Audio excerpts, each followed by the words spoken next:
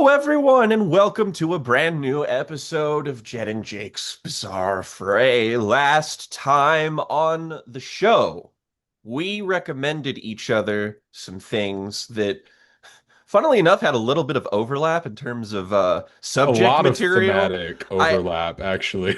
I not to toot our own horn, but I feel like we've done a good job at having each episode of this show being in dialogue a little bit with the previous episode, or like something connecting the two things that we're comparing. We were on some kind of wavelength, but that wavelength this week is that of artificial intelligence. Science Ooh, fiction. because Jen gave me the good recommendation where this is a start of a new arc right now.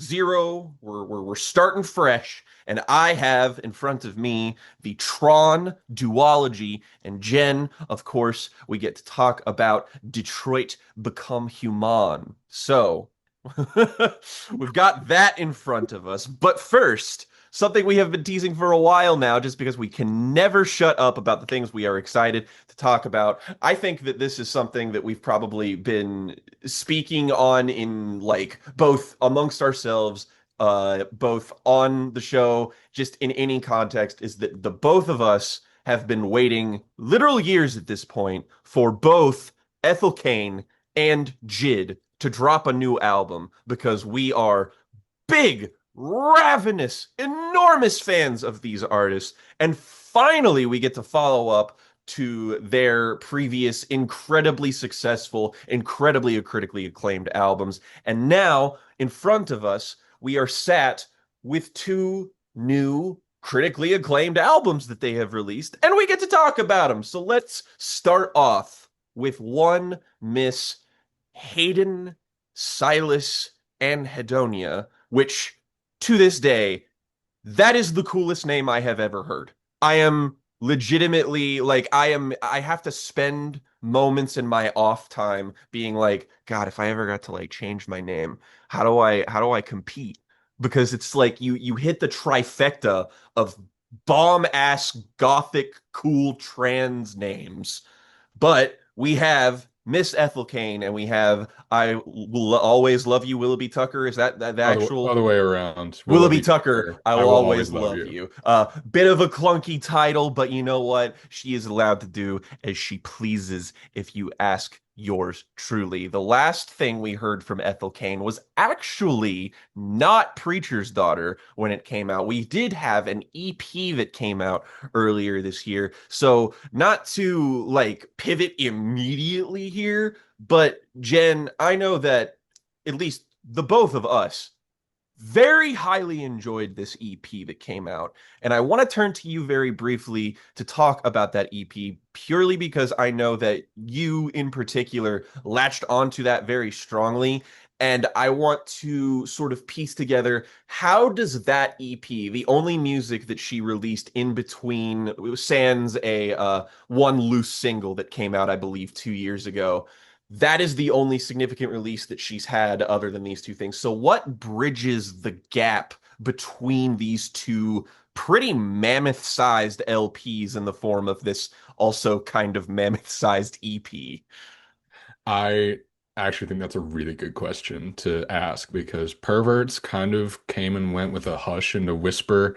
I don't remember seeing much talk about it in the space. I saw some good reviews of it. I read some good reviews of it, but I really latched on to perverts as an exploration of, different kinds of deviant sexualities and extensions of Hayden's own strange philosophies about the world. She's got this whole like YouTube video that she made about like how she sees the planets and shit. It's kind of insane. Didn't completely understand it, but it applies very much to a lot of what's going into perverts and a lot of what she's putting forward there. And what you're getting on Perverts is a kind of unflinching look at the things that fascinate her as an artist and a person, Hmm. where Preacher's Daughter felt kind of a perfect narrative, one that goes in dark places, yes, but one that has the bright, shiny moments that give it this kind of veneer, even amidst the people like you and me who can kind of see through that sort of thing and Hmm. find even the parts where she's being a little bit tongue in cheek about some of this stuff, like on American Teenager, like insidious to listen to. Like I get a different kind of enjoyment out of American Teenager than I think most people do. I don't mean to say this, but I know there's enough evidence for it that I can say something that I don't usually say, which is that you fuckers don't listen to the words that are coming out of her mouth closely enough.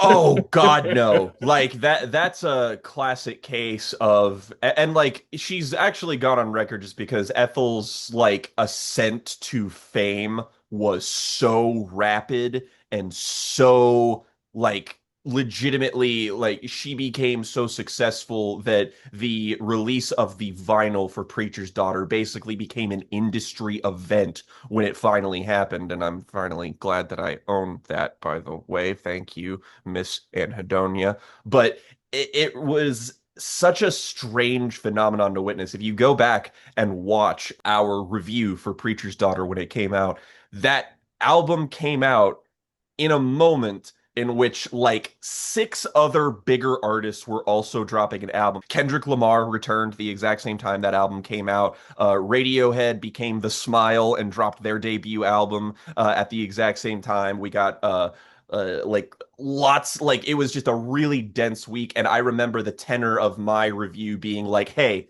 guys, there's a lot of great music coming out right now. Please do not let Ethel Cain get buried under all of that. And for all intents and purposes, it seems like that was completely like that was a frivolous declaration on my part because Ethel Cain did not need anybody's fucking help staying relevant and staying in the spotlight. Like American Teenager got put onto like several best songs of the year, pop song like lists and stuff, and she expressed some very outward regret when her fan base grew so big that people started latching onto her and treating her music in a way that she was not particularly a fan of. And she was like, I fucking hate that I wrote American Teenager. And I hate that for her. That really sucks. Fame is an asshole. I do not envy those who are thrust into the spotlight like that.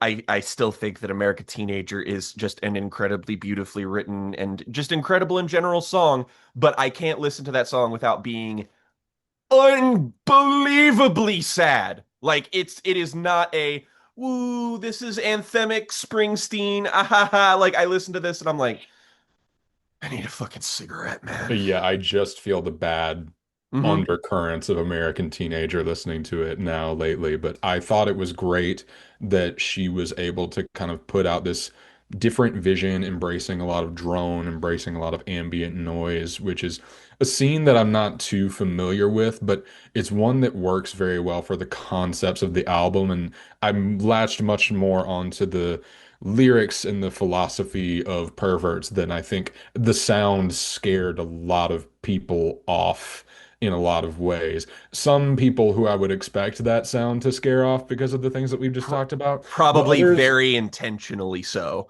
oh, absolutely. But others who I was kind of surprised just to see pull away from something so alienating after Preacher's Daughter, because I mean, it is, and I'm going to talk about this with Willoughby Tucker as well, where Perverts is kind of the insider look into Ethel's current day.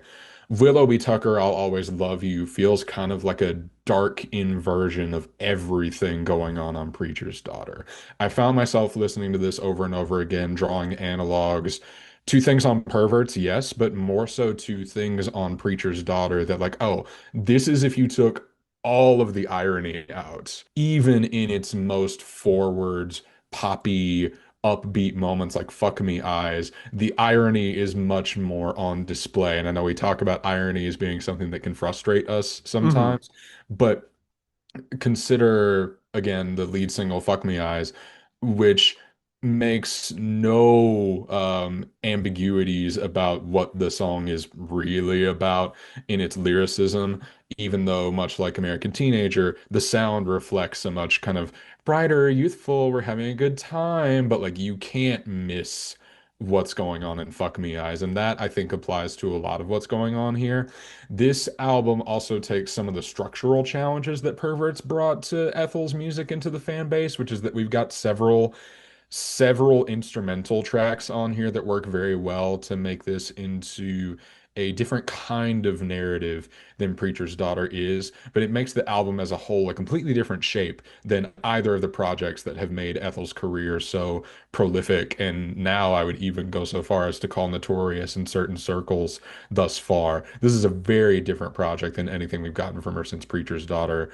Um, Maybe even anything before that, because I have listened to a lot of Ethel's old stuff, but putting all this together on Willoughby Tucker, we have a very interesting project here. So I want to know, like, what you think about the narrative of this, what you think about the choice to have several instrumentals like this, and what that does to the album as a whole. Because Jake, we know this about each other. We're album people. We like the Hmm. album as a piece of design work. So how does this fit for you? How do you take this thing? It's difficult to kind of evaluate it at face value just because, like, you're right. It is doing explicitly very different things than Preacher's Daughter did. And Preacher's Daughter is an album that is like, it's about the concept, it's about the narrative, it is about the story, the characters, the setting, the way it changes, the way it flows, the way it evolves. It's her songwriting is very directly it's there's not a lot that obscures what's going on. Like I feel like basically anybody can sit down if you have the lyrics open, you can pretty much get an A to B story with Preacher's Daughter on like one or two listens. You can probably discern most of the tangible details of what that story is. So I was always interested just because she's been talking about releasing another album and it being in a dialogue with Preacher's Daughter in some respect. Like, I believe that it was originally going to be the first of a trilogy. I don't think that's going to be the case anymore. And there is even talk about the fact that this might be the last project under the Ethel Cain name, and she might go on to do, pull a weekend and then just pull making music under Hayden, Silas, and Hedonia, which, I mean, as long as she's making music, I don't really fucking care what name she calls it.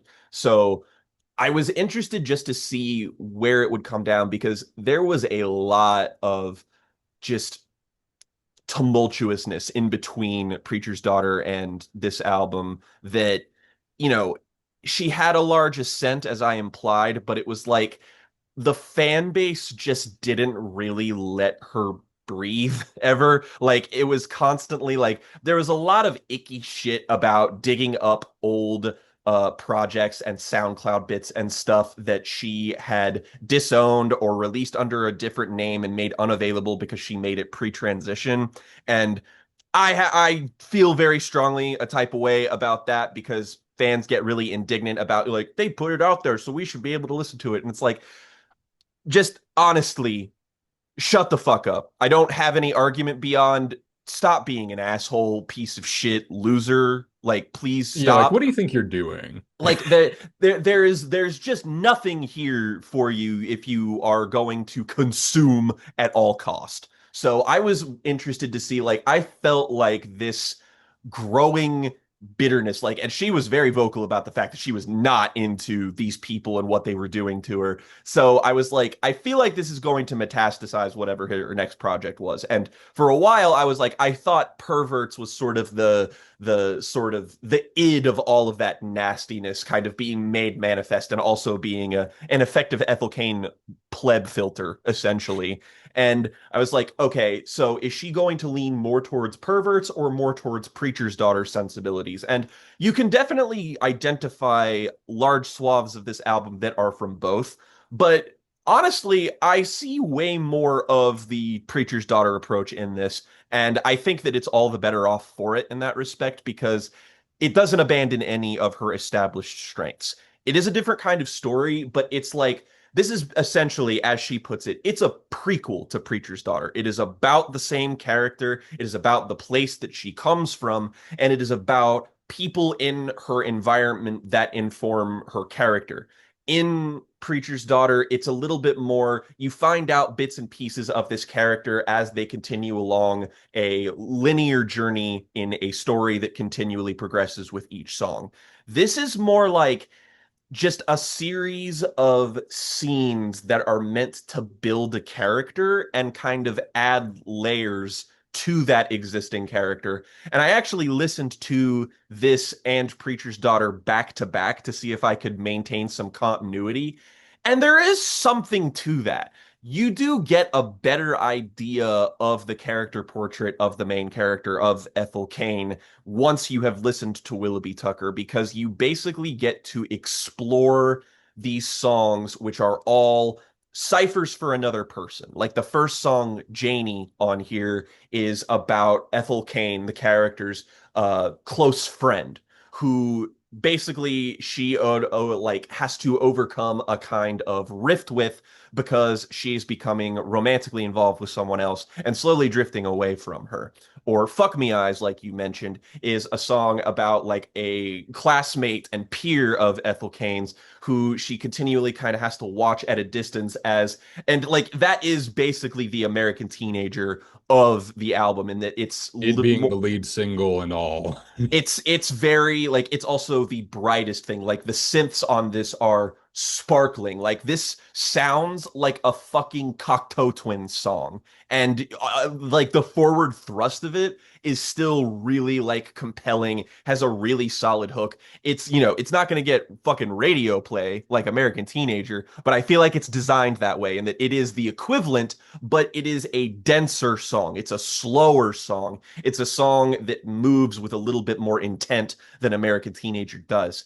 And Fuck Me Eyes is sort of this like, it's this song that's all about it's, I mean, it is actually good for a lot of the same reasons as American Teenager, in that there are like, every couple of stanzas you'll get a little beat that's just like, oh, that's quietly absolutely horrifying. Like there's a little lyrical allusion in this song to the main character of the song being afraid of a passenger side car of belonging to an old man, and you're just kind of like A B click. Oh, that sucks. And that's kind of the name of the game here, is that you're always drawing a little bit of detail from a particular character portrait that we feel is ciphered through the character of Ethel Cain. We get like I want to like come up with some sort of film comparison to it. Like it's almost like it feels like a Paul Thomas Anderson Western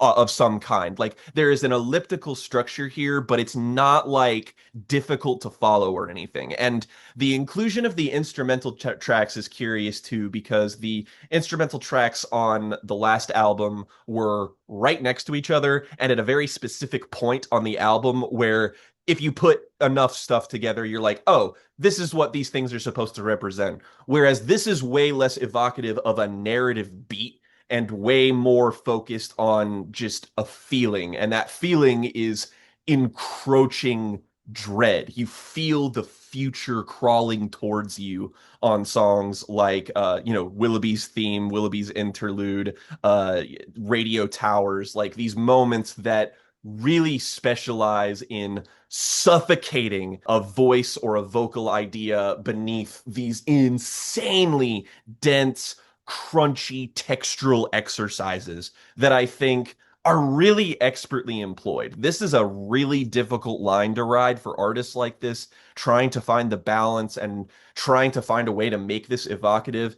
It all really feels like biggest influence that she leaned into on this album that I can spot is the slowcore band Low, which like this podcast, we are really fucking big fans of Low, particularly their very beloved and very acclaimed first album, which feels like a lot of the sounds are drawn from there. And the slowcore nature of it all, this is an album that, I mean this in the most complimentary of ways, is paced like molasses because this is dense. The production job here is even more intense and in many respects even more impressive than it is on Preacher's Daughter because I am just continually in awe of the way that these sounds evoke sensory feelings in me. So like what did you manage to get out of the beats on this that are a little bit like less narrative, and how do you think that they like inform the beats that are more narrative centric on here? Yeah, well, I mean, that's where I latched on to how I felt about Perverts, which Perverts has a lot of character portraits on it, but it also has that kind of slow core ambient noise thing going on to keep you in that sense of you're kind of looking at something that you know you probably shouldn't be looking at, but it's all around you by now. Like the first leg of this album where you go from Janie, which feels like a scene ripped right out of Firewalk with Me, just like Oh, rendered in this new form. oh, that's Um, such a good fucking comparison too. Like it's about like I'm not going to Laura and credit it's myself like, for that. I've seen that comparison elsewhere, specifically towards that song. But Willowby's theme, you're right. Even though it brings some of the more glistening, shoegazy sounds that defined the brightest parts of Preacher's Daughter and defined the brightness of Fuck Me Eyes. A lot of the Willoughby's theme and Willoughby's interlude stuff contains sounds that come a lot more from Perverts than Preacher's Daughter. It's one that is going to put you in an environment that feels oppressive with hints of something coming towards you that might pull you out of it, like, picking up the electric guitar strings again or hearing some synth notes come back in, right? There are always these kind of moments on the horizon that lead back into the proper narrative beats.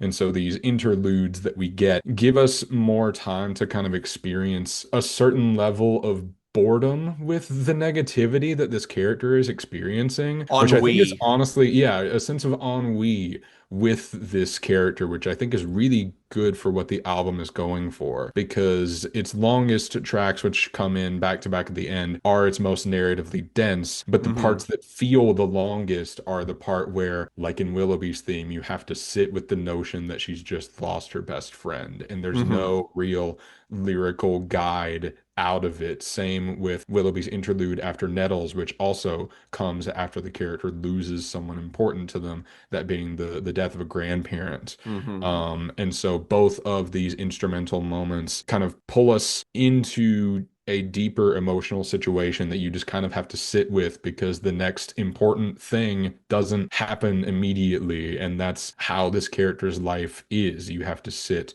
with the mourning of the loss before the next thing, the next person will happen to you.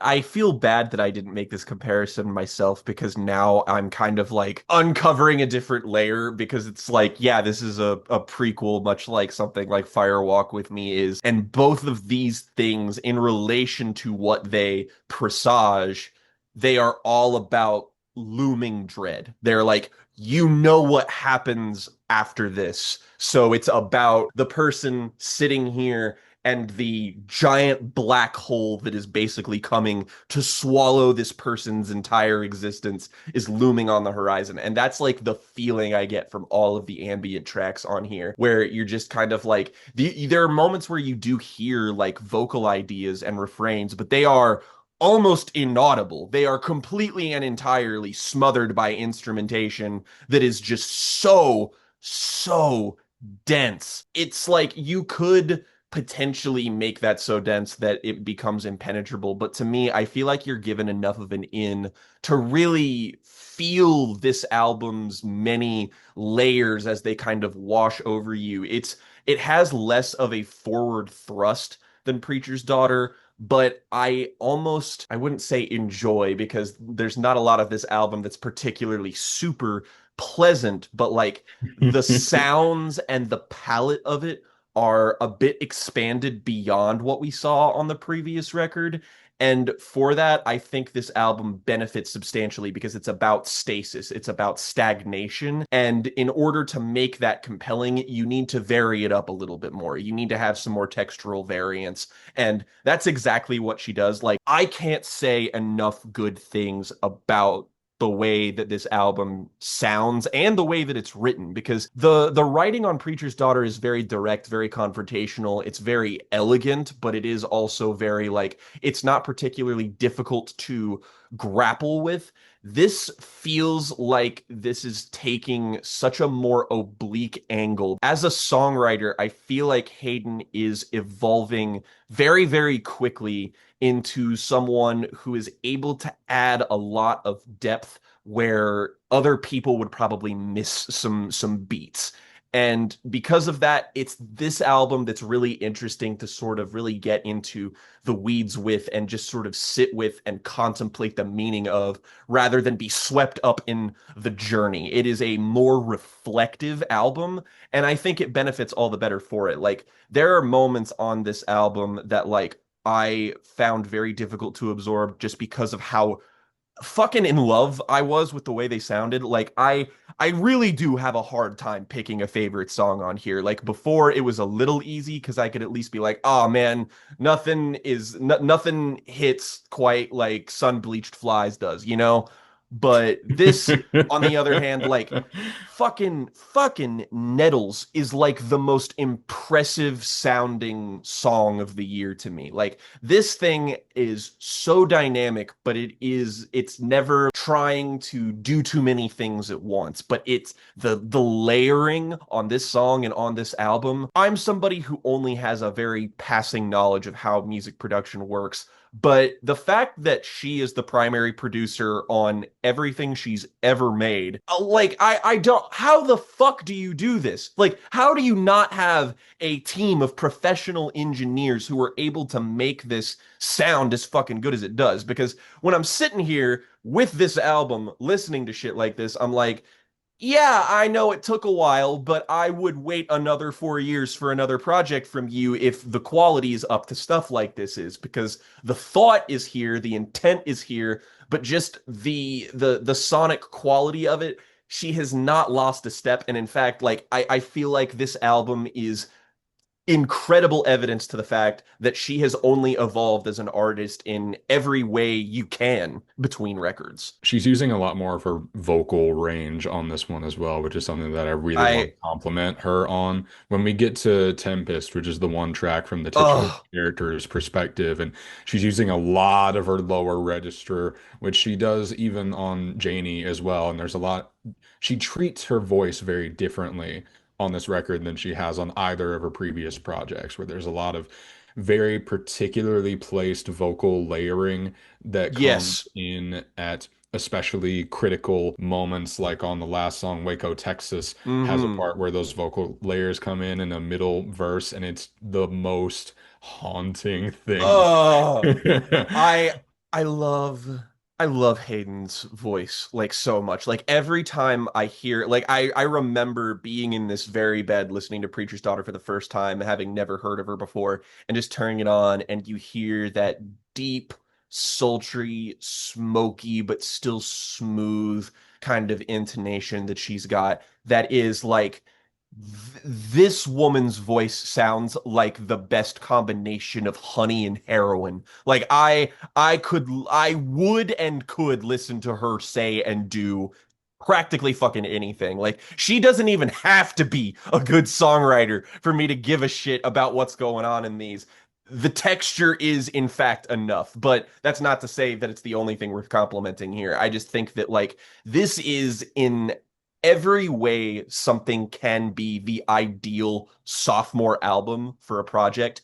I feel like this hits the mark. Like it's great in entirely different ways. It does not abandon strengths. It proves her versatility. It proves that she is still growing as a writer, and it proves that she is still willing to draw from aesthetics that, while not entirely divorced from what she's been doing in like beforehand, but she is willing to kind of go the distance. Like I don't really know, like beyond comparing her to something like Low, for instance, there's just nobody who really makes music that sounds all that much like Ethel Cain's music. Like I Yeah. there's so many comparison points that none of them do justice, which is probably why all of the Lana Del Rey comparisons that she's been getting over the past couple of years have been so incensing because, like, as somebody who likes both of these women's music, shut up, maybe.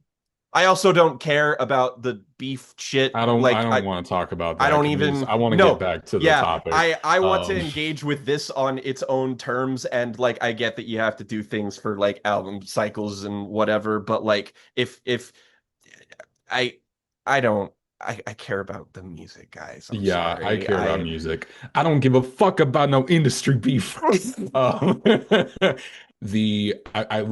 want to talk about a very specific thing that I've been thinking about while watching while listening to this album. I love the filmography of Trash King Herschel Gordon Lewis. Are you familiar with his oeuvre? I've Like Blood heard. Feast, 2000 Oh, Maniacs, yeah. Okay. bunch of Yeah. shit. This guy I'm familiar made with because of Red Letter Media, I think.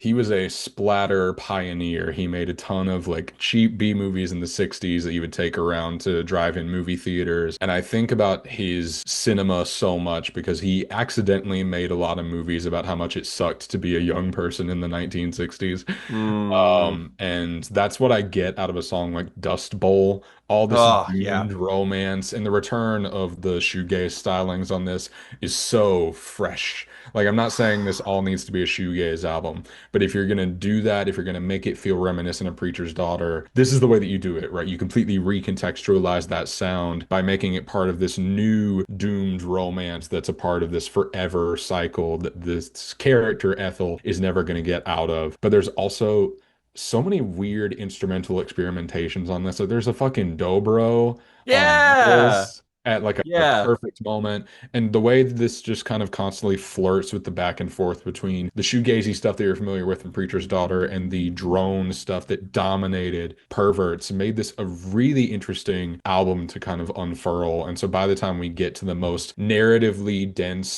densely packed lyrics of Tempest and Waco, Texas, I'm fully enmeshed in the soundscape of it, frankly, because of the instrumentals, right? You have radio towers as kind of a break as well to get you in for the emotional confrontation, which is going to lead to the start of American Teenager, more or less. But Mhm. I think Hayden has been watching a lot of horror movies lately.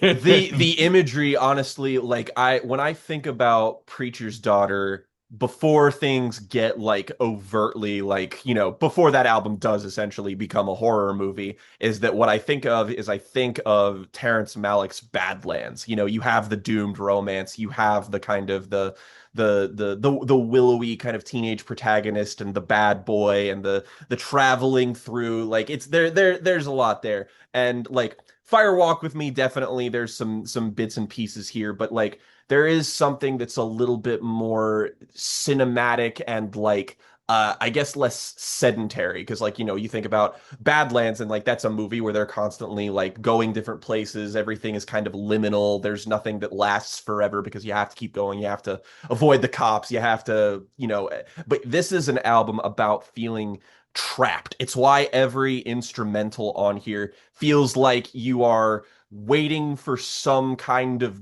deity to pass over you, like a storm or something. You are waiting for you to be free of whatever it is that is holding you. This town, this place that she lives in, the home that she exists within. It's all something that she is caught in the inescapable gravitational pull of, and she finds the one thing that can, get her out of that gravitational pull. It's just that gravitational pull is a black hole that she is swallowed into on the next album. And so the way that this album creates a dialogue with that one, and the way that they do have comparison points like Fuck Me Eyes, American Teenager, Tempest and Waco, Texas really do kind of feel like the two sort of final tracks of like Preacher's Daughter where it's like you kind of get the proper 3-act climax in one and then the extended climax afterwards, and then you get the final beat that kind of closes out everything. And I really love how this kind of exemplifies Hayden's strengths that are a bit more ephemeral as an artist, that are a bit more like it's less grounded in, solid song construction than Preacher's Daughter was. Like, I know that that's kind of an issue that some people had with it, is that like it is just a very fucking long album, and that it has lots of like, it basically has arcs too, like the first third, the second third, the final third. It feels like that album sort of has to, it progresses quite cinematically, as I've said. This, on the other hand, it's like slow cinema. It doesn't necessarily have like a three-act structure to it, but it is something that gives you enough through lines that it feels like you're kind of, I guess the imagery that's called to mind here a lot of the time reminds me of stuff like, I mean, Texas is in the title, but Paris, Texas, for instance. Like when I picture these scenes and albums in my head, which I frequently do just because the lyricism is so like colorful and vivid, that's kind of what I end up imagining, as opposed to the more kind of sunblind and burnt and kind of worn sort of direction that Preacher's Daughter goes in. So like this is, in every respect, this is almost exactly what I wanted this album to be. And it is a couple of things that I didn't expect it to be, but am pleasantly surprised it is anyway. This theme of kind of inevitability that goes through the narrative, I think also permeates through the instrumentation, right? There's a For lot of sure. consistently oppressive elements in the soundscape that just serve as a constant reminder that everything you're seeing is a small portion responsible for what you know is coming in the future. In the same way that something like not to get too goofy with it, but in the same way that some of like Better Call Saul's narrative beats kind of signal something that maybe they don't initially mean when you're first thinking about it. Not to compare these two things very closely, but No, I but want you're to you're say a that there's something hundred to that. You're 100% right though. Like I completely understand, like there are very few, like we're living in an age where the prequel is kind of a more common sort of artistic staple, in that like, in the respect that like yeah, sequels are also very popular, but prequels are too. But I always see prequels as a little bit more inherently artistically not valid, but just like I am able to take them a little bit more seriously, especially, if the previous creator is involved in making it, because it feels like it's a direct address to be like, no, we're going to inform the previous work in a meaningful way that make these things in a dialogue with each other. But Better Call Saul, like there are moments of that show where it feels like it lingers on certain beats that you could just be like, oh, for this narrative, this is actually a really important moment.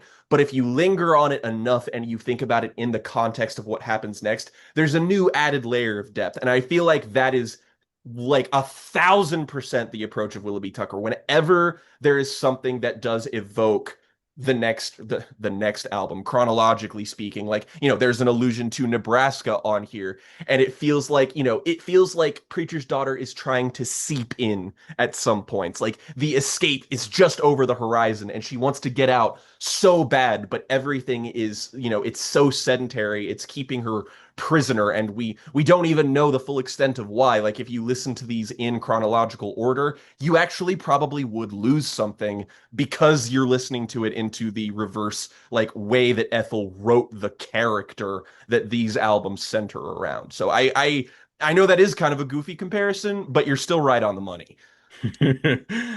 And I think there's something else with the Better Call Saul comparison, which is that the fallout of the Willoughby Tucker story is a lot more measured Mm, and a lot more about people who are just kind of unable to communicate with each other rather than people who are diametrically opposed, right? These are two yeah. characters who don't set out to hurt each other, but are incapable of not doing that. And that's what so much of the back and forth of Tempest in Waco, Texas is about, right? Two people who just constantly see the worst in themselves, which makes them bring out the worst of the other person by the way that they act. So much of both of those songs are the respective narrators talking about things that the other person should know better than to do. They don't because they're not actually having that conversation. And so that's, yeah, it just is what it is. It's not like the narrative twist that happens on Preacher's Daughter, where, the Ethel character becomes involved with somebody that does want bad for her from the jump, or you can interpret it that way, maybe you don't. This feels a lot more measured and grounded in how it treats this character as a being interacting with other human beings, as something with flaws, who is running into other flawed things, and sometimes the flaws just completely grate against each other until you get to this breaking point. It's a story that, and an album that in general is about how, it's about the environment that fostered you's stubborn refusal to let you escape from it, and how that informs who you are as a person and how you want to grow beyond what your environment allowed you to become, but you are always still dragged back towards, it's the inescapable, like I think about the allusions to things like, Dust Bowl and like Tempest on here, like these like there's like lots of weather allusions on here, and just the general idea of something that like circles you and keeps you prisoner essentially, and like makes escape all the more difficult. It is a gravitational force that affects your ability to leave the environment that hurt you, but also to change who you are as a person, and how fucking difficult that is when you come from a place like this, which I feel like is the real core of like, that's like the most tangible That's the core thing. of Ethel's whole project. Exactly, is that it's just like That's everything she's about. wanting to break away from the incredibly toxic swamp that raised you, but being you can take the Florida out of the girl, but you can't take the girl out of Florida to some extent. Is that like, it's an ironic reversal of this sentiment that's just like, you're always going to have a piece of where you are, like, with you.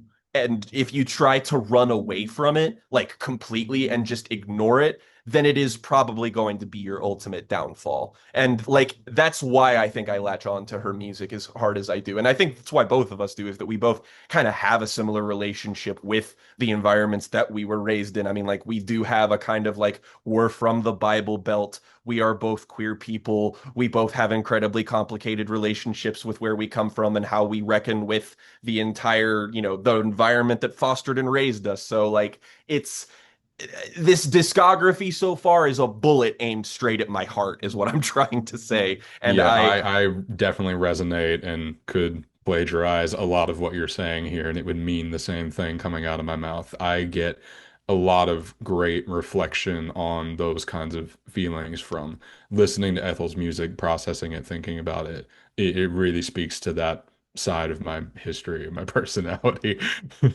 so needless to say, immense thumbs up, and the thumbs We've been up. speaking with our lower register and been kind of sad about it, but we promise we like it and we think But it's like, good. I feel like I can't in good conscience recommend an album like this with a smile on my face. But like, I want to speak to its effectiveness, but also I don't want to downplay that. Like, this is an album for maybe like, you have a drink at the end of a hard day and you need to turn something on to fully lose yourself in, and not to say that I did that this week. Yeah, I did. But I did have a bit of an antidote to something that made me feel the dark night of the soul that was Willoughby Tucker, because on the one hand we have this, and on the other hand, Jid!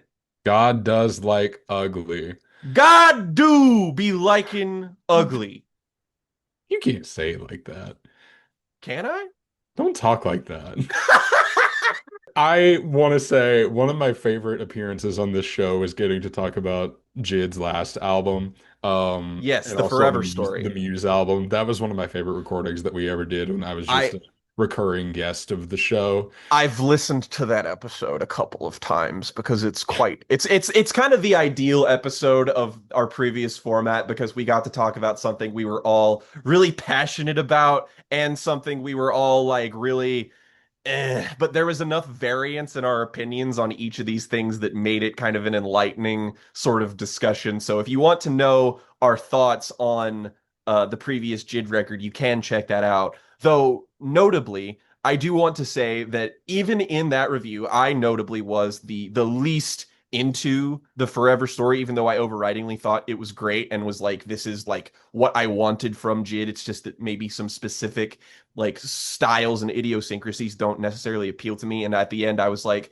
this is a project that I could very likely see growing on me and me liking a lot more as I return to it. And lo and behold, that exact thing happened. Is that like basically every cut on the Forever Story that just had these qualities that I found a bit difficult to get into with JID as someone who wasn't as into him before Forever Story, is that I was kind of like, some of these things, like the way he does his really fucking fast, machine gun raps, and the really kind of like the thinner sort of really machine gun beats, like combining those two things made for an aesthetic, not clash, but almost an aesthetic unification that I was like, I feel like you could be doing more with this. But I listened to that more and more and was like, ah, who fucking No, cares? it's This just it's album's all great. with it This all the time. it's I feel kind of it's the same way where the weaker moments on that album, and I would still even call them weaker moments, but they've all grown on me a whole lot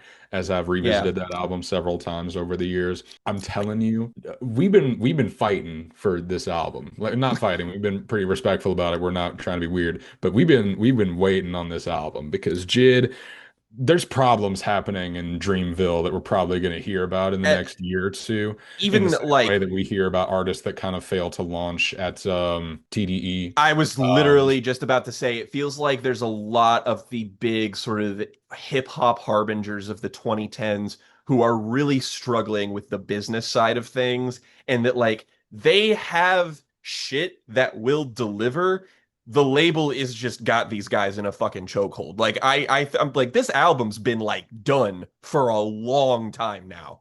Like, yeah, and it sounds like it's been done for a long time because there are a lot of, cultural bars on this mm-hmm. that feel not 2025.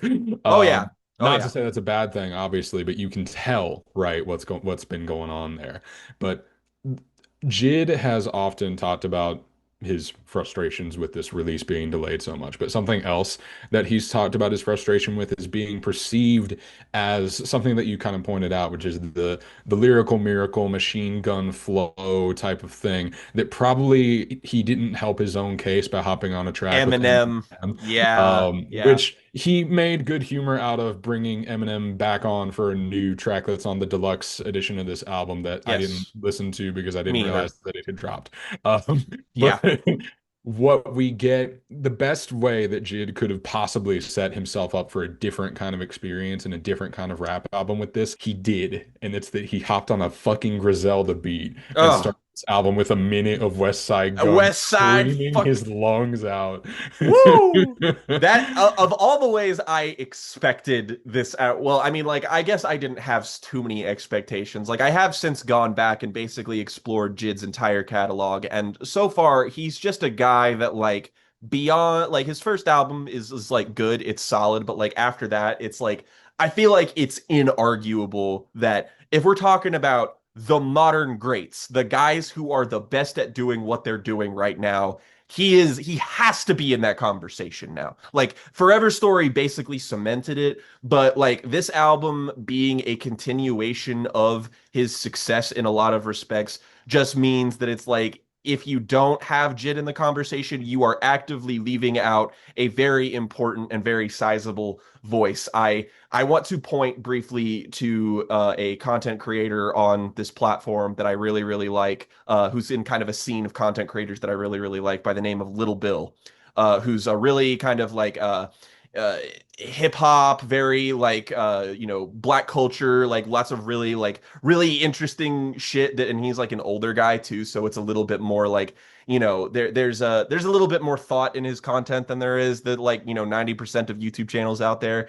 And he made a video that was basically like, making a hypothetical case for like who could take down Kendrick Lamar? Like, just in a hypothetical scenario, if Kendrick was going to get into a battle with someone who was actually his equal, who could take him down? And the strongest case he makes is that Jid could probably do it. And the best thing I could say about Jid and these last two albums, particularly God Does Like Ugly, is that after I hear these two albums, I think and I go, yeah, I think he could probably do that. So the God does like ugly. What really clicked with me listening to this album today one last time before we recorded this, because I wasn't sure how to wrestle with it. I had a frustration with this album. I really, really did at first, Mm. especially in the second half, as I was like, there's a lot, it just kind of falls in tempo after a certain point and becomes Mm. a lot more Mm-hmm. downbeats. There's different kinds of features, different kinds of melodies, different kinds of flows. I'm like, what is this energy level that's happening? Because we're starting in a really high place and then we're going to a really low place and it's kind of staying there for a really, really long time. Mm-hmm. But what really made this click for me after listening to it again today to get ready for this is that this is an album about love more than it's about Yeah. God or the game, right? This is Mm-hmm. an album that is about love in so many ways, and that really helps contextualize the second half for me. Mm-hmm. And You Ugly ended up being not maybe not the best way I should have thought about understanding this album because You Ugly is actually kind of a lyrical outlier. Yeah. It's more about like where have I been? What the fuck have y'all been doing? Like the game is in a certain place, da da da da da, but it still establishes the thesis of, God does like ugly because how the fuck else could any of this bad crap be going on in the world, right? God must like ugly because we wouldn't live like this if he didn't. And so much of You Ugly is about kind of reaffirming this need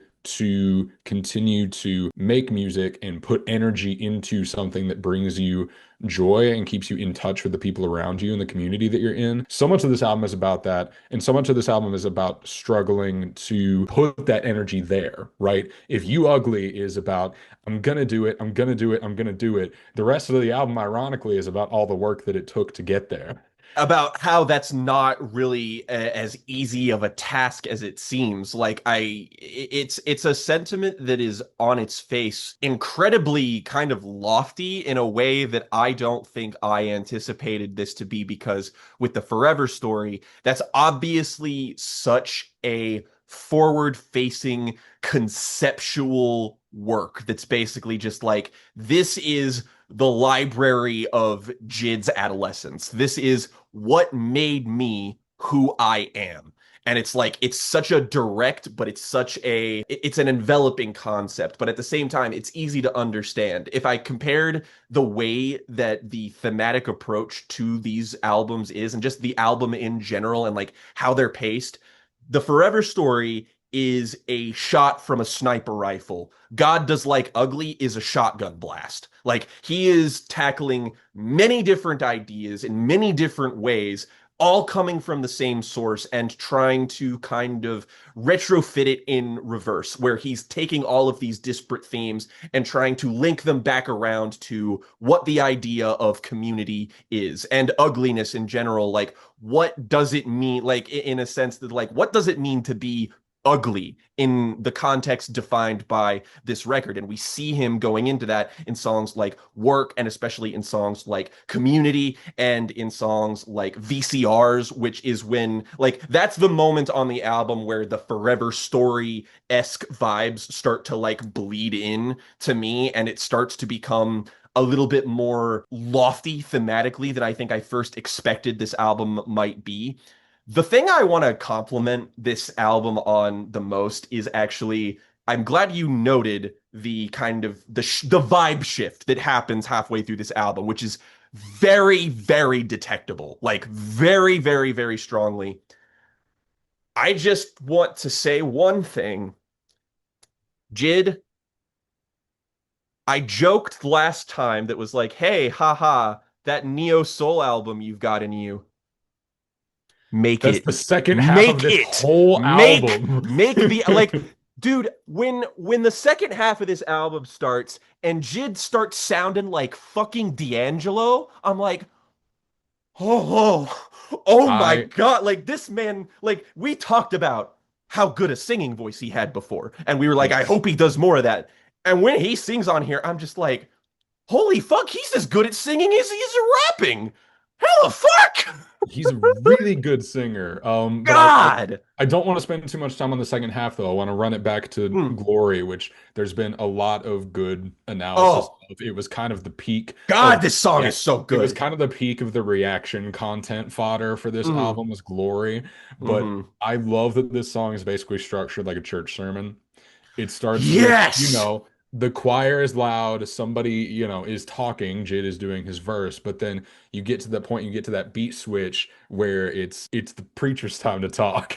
And Hmm. Jid is giving his sermon and it starts that line, odds against me, I'm against the odds. And I'm just like, oh, we're going. The beat switch on this is so subtle, right? You Mm. feel it coming. You build the anticipation for it. I remember seeing Screwface John talk about how like beat switches are kind of a hit and miss thing in For his sure. eyes because they can make songs feel not very cohesive.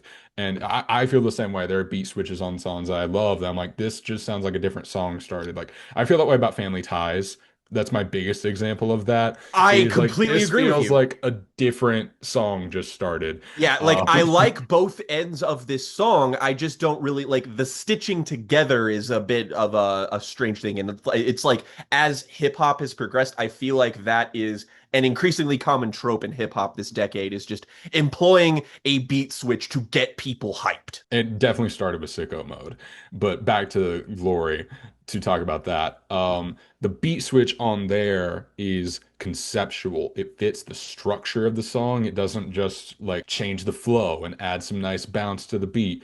Don't get me wrong, it does, but it fits what's going on with the point of it all, right? Hmm. Jid is having to kind of get on the pedestal and express this kind of dedication that he has to legitimately give glory to God through his music in a way that this is almost like a Christian rap album in a bizarre sort of way. No, you're right on the money. Yeah, I mean, we talk about so many rappers who, have a relationship with God that they work out through their music, but we don't call them Christian rap albums. In the same way that you don't call everything, something that it doesn't fit the template, but it's there. I think that Christianity is a big theme of this. there is a real distinction between like I feel like this is an album that actually is about Christianity in some respects, and it's not like that other big rappers of his size have not also heavily, I mean, like again, Kendrick, for example, guy who is, heavily, God driven and all of that. But like with people like Kendrick, people like Kanye, who like, God is heavily featuring in their music, it still always kind of wraps around to being about the artists themselves having a God complex that leads to a bit of a conflict of interest with their own faith. Whereas Jid is like, I know this is a funny thing to say, but it's just like Jid is way more humble. And I'm not saying that like, oh, it's It's empirically good to good be that he's humble. Yeah, yeah, that's not the no, it's point. just like Jid just does not really give a fuck about his own ego in the way that other rappers who orbit this topic are. And it's not like inherently good or bad that they do it that way and that he does it this way, but it is refreshing that he does it this way in the same way that like the more emotional parts of the Clips album we talked about this year kind of fall through. Like I see that that album has like some points at which Push and Malice are talking about their relationship to God and their relationship to their parents that like, inherently kind of muddy waters that goes into. This feels like it takes those moments and makes that what the album is about.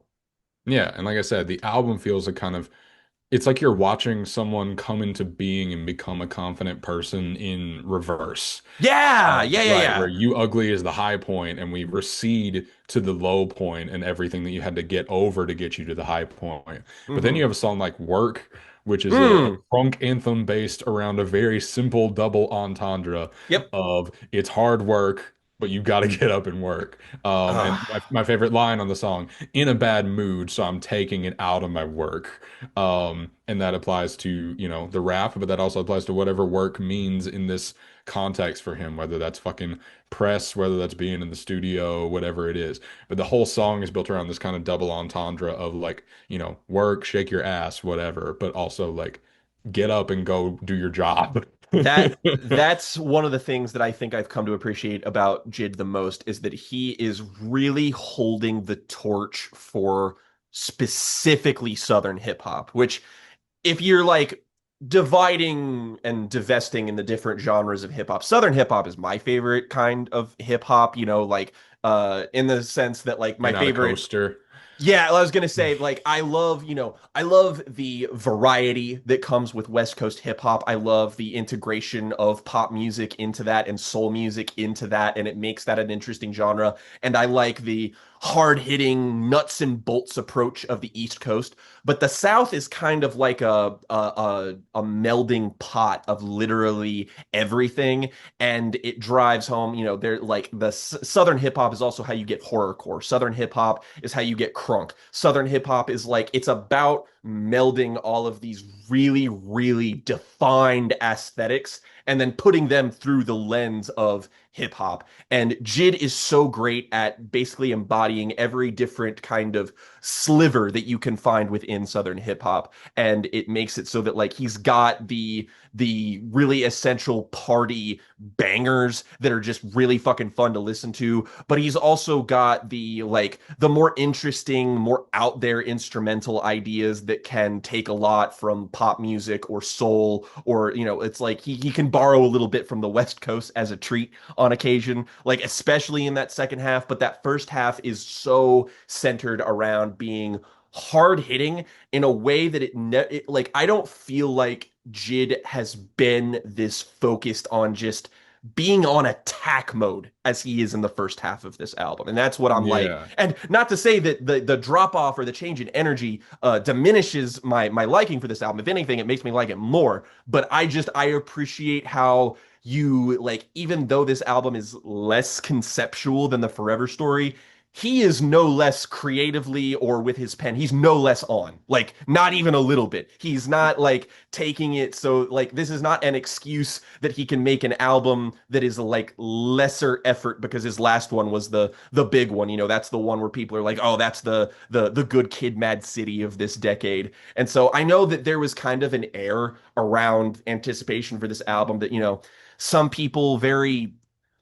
I don't want to say stupidly, but like I kind of do mean stupidly wanted this to be Jid's To Pimp a Butterfly. And I'm like, okay, I get that it's easy to look at things through the lens of Kendrick, especially right now. And I mean, that's how, that's just how you can navigate the genre and the landscape of music. But this to me is just like, it's almost a flat rejection of that expectation of just being like, I'm not going to be like this other guy. I'm going to make like my To Pimp a Butterfly does not exist. I'm making my God Does Like Ugly. Fuck you. Like Yeah, this is exactly. just mine. This is me. I feel that this is no less personal of an album than that album is.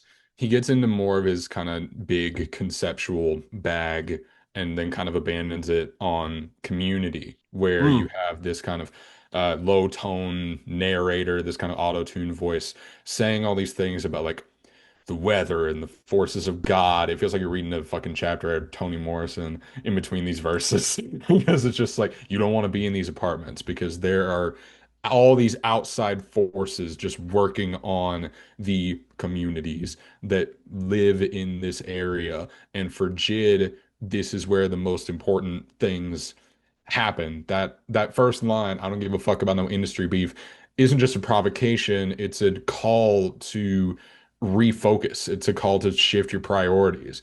Industry buzz is just buzz that doesn't do anything for anybody that he cares about. What about the It children? it feels like a conscious attempt to be like, hey, now that more eyes are on hip hop again, let's like, cool that that other guy did that and all, but I'm going to take the ship and steer it where I think the ship should actually start to go.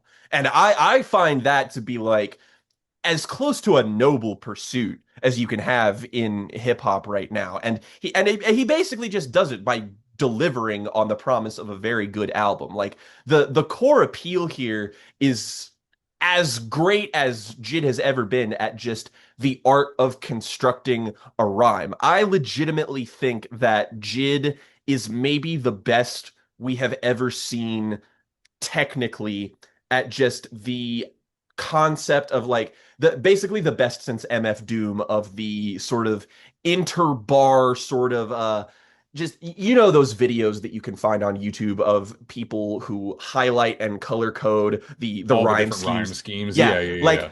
MF Doom basically made his entire style on being able to do that with just absolute fearless aplomb. Dude was so good at it, didn't even need to try. Jid feels like that's his goal is to shoot for that particular moon. Like he's on Community in particular. The I love the line that he starts out with the Lisan al Gaib. I see a tiny line of silver, but like listen, the Lisan al Gaib, I see a tiny line of silver, a way to make a play, although they say it's unfamiliar. It's off the kilter. I say the words without a filter. You gotta have nerve. It'll make you strong if it don't kill you. I'll put a bullet in Bob the fucking Builder for they try to kick us out the building. What about the children? Like, this guy is so fucking good at using that sort of echoed syllable rhyme scheme that he's able to kind of contort words and the way that he pronounces them to sound more slick, to sound less like they are, I guess, constructed and like solidified. Jid's style is like this man raps like fucking water. He does there is not a particular stanza that he cannot fit perfectly like a glove. I agree with everything you're saying, but I need a moment to belly laugh about the way that you just said, I'll put a bullet in Bob the fucking Dude, I Builder. have been seeing Not memes not just about this. because that line is funny, but just the way that you said it just now is making me laugh. It's because I've been thinking about this fucking line and how like every great like the best music memes I've seen all year are like the fake Twitter posts that it's just like Bob the Builder has been found dead in San Francisco with gunshot wounds.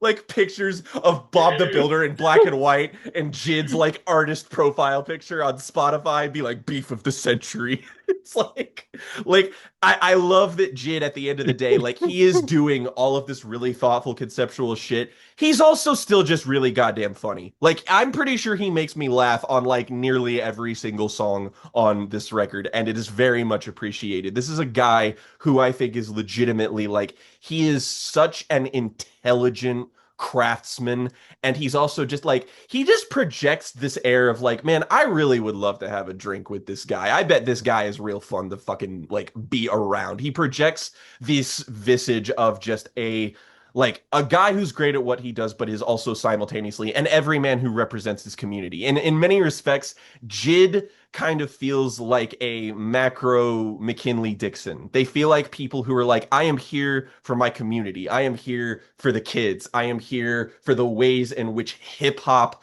as an art form was meant to be used. Yeah.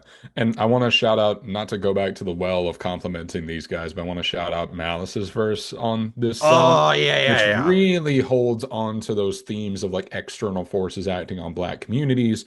And that last line about the backdrop for a nightmare, and then those Carpenter staccato piano notes coming in. Ooh, I get chills That's every time. I get the chills every time I listen to the end of this song. the feature So game good. on this album is like startlingly fantastic. West Side Gun, you got Clips, you got Vince Staples. Always love hearing Jid and Earth Gang together. Like always a great combination. Jid and Don Tolliver, which I never would have predicted, and being like, okay, no, actually, this fucking works. Jid and Ty Dollar Sign, also fantastic. Like I as a curator, Jid is only getting better and better. There are still moments on the Forever Story where it's just like that largely does have exceptional features, but there are just moments where it's like it's really hard to even want to give the spotlight away from Jid when he is this level of locked in. So sometimes the features are just like, go back to Jid. This, no, don't have that problem at all. They're all really good. especially when you get to the last couple, like Jesse Reyes, Mareba, Pastor Troy is insanely good I on I have this. never heard of this dude before, but now I'm like, okay, you're on my radar, homie. All right, cool. Shit. But yeah, I want to really talk about the second half of this Yeah, album yeah, yeah. because like I said, I had a difficult time with the kind of energy fall off that happens after, I'm going to call it starting at skate because what we on is very low Yeah. key. I really ended up finding a lot of value and a lot of enjoyment in how Jid talks about his own struggles with connections with other people Hmm. across so many of these songs, right? Definitely. VCRs is all about, there's a lot of songs in here about struggling to romantically connect, struggling to sexually connect with women in a way that's always like very critical of Jid's own behavior and his own patterns. Very. Like he kind of talks about how he's on the border of addiction at all times. And I At mean, one like, point, I really love that inclusion of that specific idea is because like Jid is a guy who is like he really exemplifies everything that's great about modern hip hop, but he's also like very cautious in how he relays his struggles as to not like he's very clearly somebody who's like I don't want people to listen to my music and potentially fall down the path that I could that I am in danger of falling down at any given moment that would lead me into a life of addiction or lead me into a life of violence. It's like it's something that you can feel him actively trying to avoid and even prevent on something like the second half of this album. yeah, and especially like Nobu, his verse on Nobu is probably Hmm. my favorite verse on this whole record, just because Yeah, I think it might be or at mine. least the one that I relate to the most readily, because the way that he talks about his overthinking, his patterns of overthinking, and how it relates to his ability to be like a satisfying romantic, like a confidently romantic person. That's something Fuck that I it. relate to a lot in my personal life. It's something that, frankly, I'm on the better side of now than I have been in the past. But listening to this made me think about a person that I used to be that I do not want to be anymore. And I I got a lot of catharsis out of that. I totally see where like I think that this is in contention for maybe even my favorite Jid song in general. There's a lyric on here that like has been like just with me this whole time and it's the aren't you tired of being alone and don't you ever feel like you're tired of searching for somebody like me?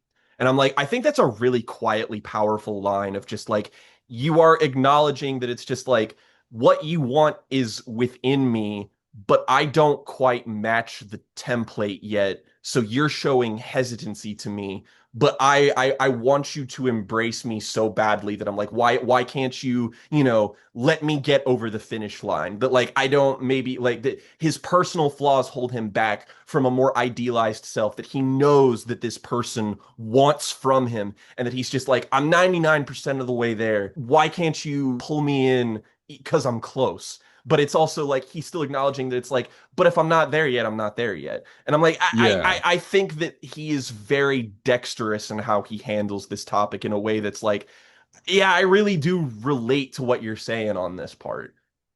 And this is where the God does like ugly thing comes full circle for me because if God likes ugly, then we just got to persevere. We got to find ways to be happy. We got to find ways to be stuck in our communities. We got to find ways to be engaged. We got to find ways to get over our shit, right? Hmm. If God is not going to solve our problems, we got to figure out how. We gotta. And that applies to romance, that applies to community, that applies to, I mean, the fucking economy, that applies to karma, right? The song K Word at the very end is Hmm. all about how if God doesn't want me to be like this, he hasn't stopped me yet. God in, through my own specific religious lens here, it's like if God didn't want us to change, then why did he program the capacity for us to grow within us? Like, there's that old sort of Christian adage of just like, oh, God made you like this, so don't use that as an excuse to like be any different. But it's just like, but the capacity to grow is in all of us. So what are you even talking about? Like that doesn't make any sense. And that's what this ends up being about is that it's just like God didn't make me so that everything could be perfect. God made me so that I can help myself in like incentivize the change around me, be the change that you want to be in the world, essentially. I think the most important line on this album comes in on K Word, and it's who can I call when it's just me? Hmm. That's what Hmm. I feel like that's what this whole album cycle has been about in his head. This notion that I'm the only one who's going to be able to help me right now. Hmm. That's where God Does Like Ugly comes from. And that's why I think For Keeps is such a really smart way to end the album of just like kind of taking everything full circle and coming back to the process of making a song. You know, all I needed was a tempo to latch onto till I could find an instrumental that matched. It's like his process of making song. It's just like this is the cipher through which he will filter all of what he wants to accomplish through this. It's just like I am enacting my will through this process that helps me, that helps other people. The change that I can be capable of will be ushered in by me and nobody else. And it's like it's a really smart sentiment. It's a really nice one, and it's also one that's like it's just a call to own your own agency within the world. It's just like you can always do something, so make sure that you're always trying to. Yeah. And like I said, this is an album about love. And this last song is an album about loving rapping, loving what you Hmm. do, loving your art, Loving the process. persevering, and loving the fans, which nobody has to act like that on the tape. But I did appreciate that first stanza of Hmm. like, this is for everybody who ever did anything to make this possible. Like, come to the show. I saw Jid at Bonnaroo. It was fucking 2 in the morning. I was Oh exhausted. yeah. I had a I great time. Oh my God. like I got a little bit of parasocial satisfaction out of that. I well, gotta admit. we kind of compliment a lot of artists when they have the audacity to be super confrontational with their fans. I mean, hell, I we We celebrate just talked whenever, about that with yeah, Ethel, and we talked about like that with Jid a little bit as well. I love when Ethel tells people off on her Tumblr of being parasocial and weird, and she's just like responds like a normal person. It's just like, why the fuck do you care so much about this? Please leave me alone. And like on the other hand, though, it is also nice to see that it's just like I want to show genuine gratitude for the people who support me because I know that, like, yeah, I know that there's like 1% of you that are freaks who will dog me on Twitter every day about not releasing my album. But like the 90% of you that are fucking normal about it, thank you for like helping me. Like that's a good, I mean, it adds to his humility, which I think is a super awesome just sort of quality to have as a rapper. He's a guy who like he could sit there and brag about how he's the, you know, the best in the game doing it and no one can really tell him otherwise until somebody tries to knock him off that pedestal, which I don't see happening anytime soon. But he's also some guy who's just like, yeah, but I'm also grateful for the reasons of which I'm here. It's like, you know, it's not just like my success is not just mine. And it's like that's awesome. That's cool. I really like that. It reminds you that, you know, again, rap is so preoccupied by these personalities that have these godlike egos. It is very refreshing that Jid is somebody who is very aware of his own place within the world around him. Yeah, I wasn't sure how to take that claim that you made earlier that Jid is, a bit more humble than maybe your Hmm. average rapper likes to present themselves to be. But then I listen to a song like For Keeps, and I definitely I feel it. I believe it. There's a lot of confidence that goes into what he does, and he's earned it. But there's a lot of humility that shines through, and that's something that is clearly important for him to relay with his art, within his art. It's something that about him that he feels is important. So it's nice to be able to talk about as an element of his artistry, as an element of his profile. I feel like this album continues Jid's kind of upward ascent, and I hope that he can continue to really meet the moment because with every release he's kind of had since DiCaprio 2, it feels like everybody was ready for a, you know, the world had a Jid-shaped hole in it, and he came to, you know, thrust himself into the spotlight in that respect. And he seems to keep like every time he makes a new project, it feels like he gets a little bit bigger. It feels like people are even hungrier for his music. And this just continues the fact that he's able to make a solid, like really satisfying album. And he doesn't necessarily have to lean on the traditional ideas of, you know, the conceptual hip hop record that goes into like a, like this is just more flatly an album that has some cohesive themes and ideas that's a little bit easier to get into on just like a sonic level. It showcases his versatility as an artist better than anything he's made so far. This shows every facet of Jid's talent in a way that I feel like this will be an album that people will say like, "Oh, I got into him with that one 10 years down the line." I'm very glad that we gave this one some time because I don't Hmm. know what I would have said about this 2 weeks ago, and I'm glad I Yeah. didn't. I needed to sit on this more than I realized, and Hmm. so I'm glad I did. That being said, big, big thumbs up for God Does Like Ugly. Always happy to ride for Jid. Very happy to ride for Jid. So now One rap scene that we didn't mention in an earlier segment was the Detroit rap scene, but funnily enough, we're going to talk about the Detroit robot scene next. okay. So my recommendation to Jen was that in writing down all of the potential recommendations and the little notes app thing in my phone, I eventually came to the inevitable, like, oh, a David Cage game. That sure would be interesting to talk about because no matter how anybody feels about David Cage or any of David Cage's games, there is inherently a mountain's worth to mine into just on the face of it because he's one of those people who's kind of seen as a video game auteur. I mean, not to the scale of somebody like Hideo Kojima, who we talked about on this show in the past, but certainly as like a guy who has a specific style and a specific toolkit that people expect from his games in the way you would with an auteur in a different medium. And initially, I was like, well, I don't want to recommend Beyond Two Souls because if you don't know, that game is embroiled in a I was lot of funnily enough just about to start playing that game a few weeks ago. I like had it interesting. I had it on my I, Steam. I was like, I want to give one of these games a try. I've heard Beyond Two Souls is okay. I know about the Elliot Page stuff, and I'm the gonna see how far I can get, but I never actually started it. it kind of starts a bizarre trend with his games and with his work where like they seem to get better as games in some aspects, and as narratives, they just it feels like the same tropes kind of tossed into a tumble dryer.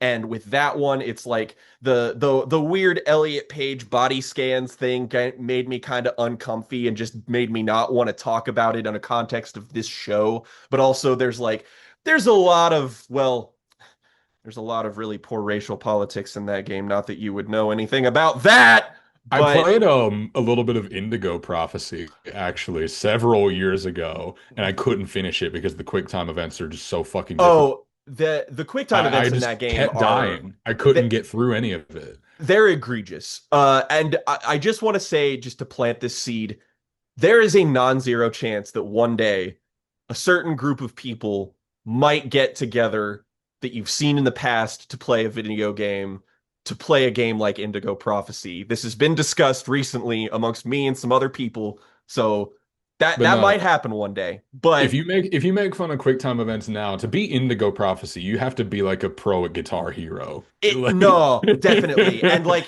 the decisions that you make in that game are so important that like failing those quick time events is the difference between a more satisfying narrative journey and frankly not a satisfying narrative journey. So David Cage is a guy who's basically built his success off the fact that he has been kind of really forward looking with tech. Like the game that he started out with, he was able to pitch to a one David Bowie, in that David Bowie made the music for the game Omicron the Nomad Soul and did actually voice and play a character inside that game because Bowie at the turn of the century was really interested in the internet and like all of these transhumanist concepts that games like Omicron were kind of dealing in. And that game is like, it's really old, but it's also really ambitious. It is an open world kind of science fiction deep sim game. It's also fucking terrible. Like a game that's just like Oh, I mean like oh man. physically a painful game to play. Like it hurts to control that game and to finish it. It is a trial. It is legitimately difficult. And ever since then, though, he's been able to like David Cage and Quantic Dream have been like, the forward, like before Telltale, they were the guys who were like pushing the narrative idea of what we thought about video games to the forefront with games like Indigo Prophecy, and notably like the game that I think really cemented him as a presence, which is Heavy Rain. Heavy Rain is probably like on the whole the best thing he's made in the sense that he just kind of copies the tone and story and appeal of David Fincher's Seven and makes that into a video game. I don't really like where any of those stories end up going within that game, which is why I would say it's his not his best. But he's a guy who just like he likes his tropes. Every single one of his games has very specific identifiable things that you can put at like just sort of list as just like, ah, yes, this is the short list of David Cage obligatory plot beats, plot characters, and it only becomes more and more obvious with moving from Heavy Rain to moving to Beyond Two Souls, and then ultimately his most recent creation, Detroit Become Human, which I'm I mean, surprised it's taken him this long to do something else. it's When did this come out? because 2018?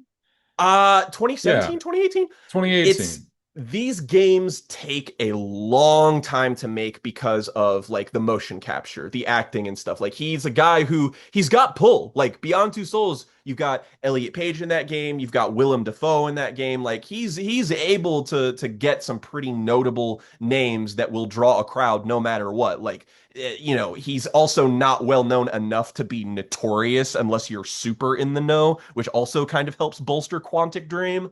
But you get to a point where he's just kind of he's Detroit Become Human is basically the streamlined version of what David Cage's formula is all about. Like you start with the multiple characters, you do the very inherently kind of normal things. The game will communicate it in a way that's like you go through a routine and you do all the little quick time events to get used to like what this character's environment is, and then they kind of go and the silly nonsense ensues. But Detroit Become Human was an interesting thing because the way this game was marketed at first was like really elusive and strange. Like nobody really knew what it was about. It was like revealed as just the title and some of the art, and people were like, what the fuck, Detroit, huh? What are you talking about? And then we slowly found out like through like leaks, through like previews and stuff, that it's just like,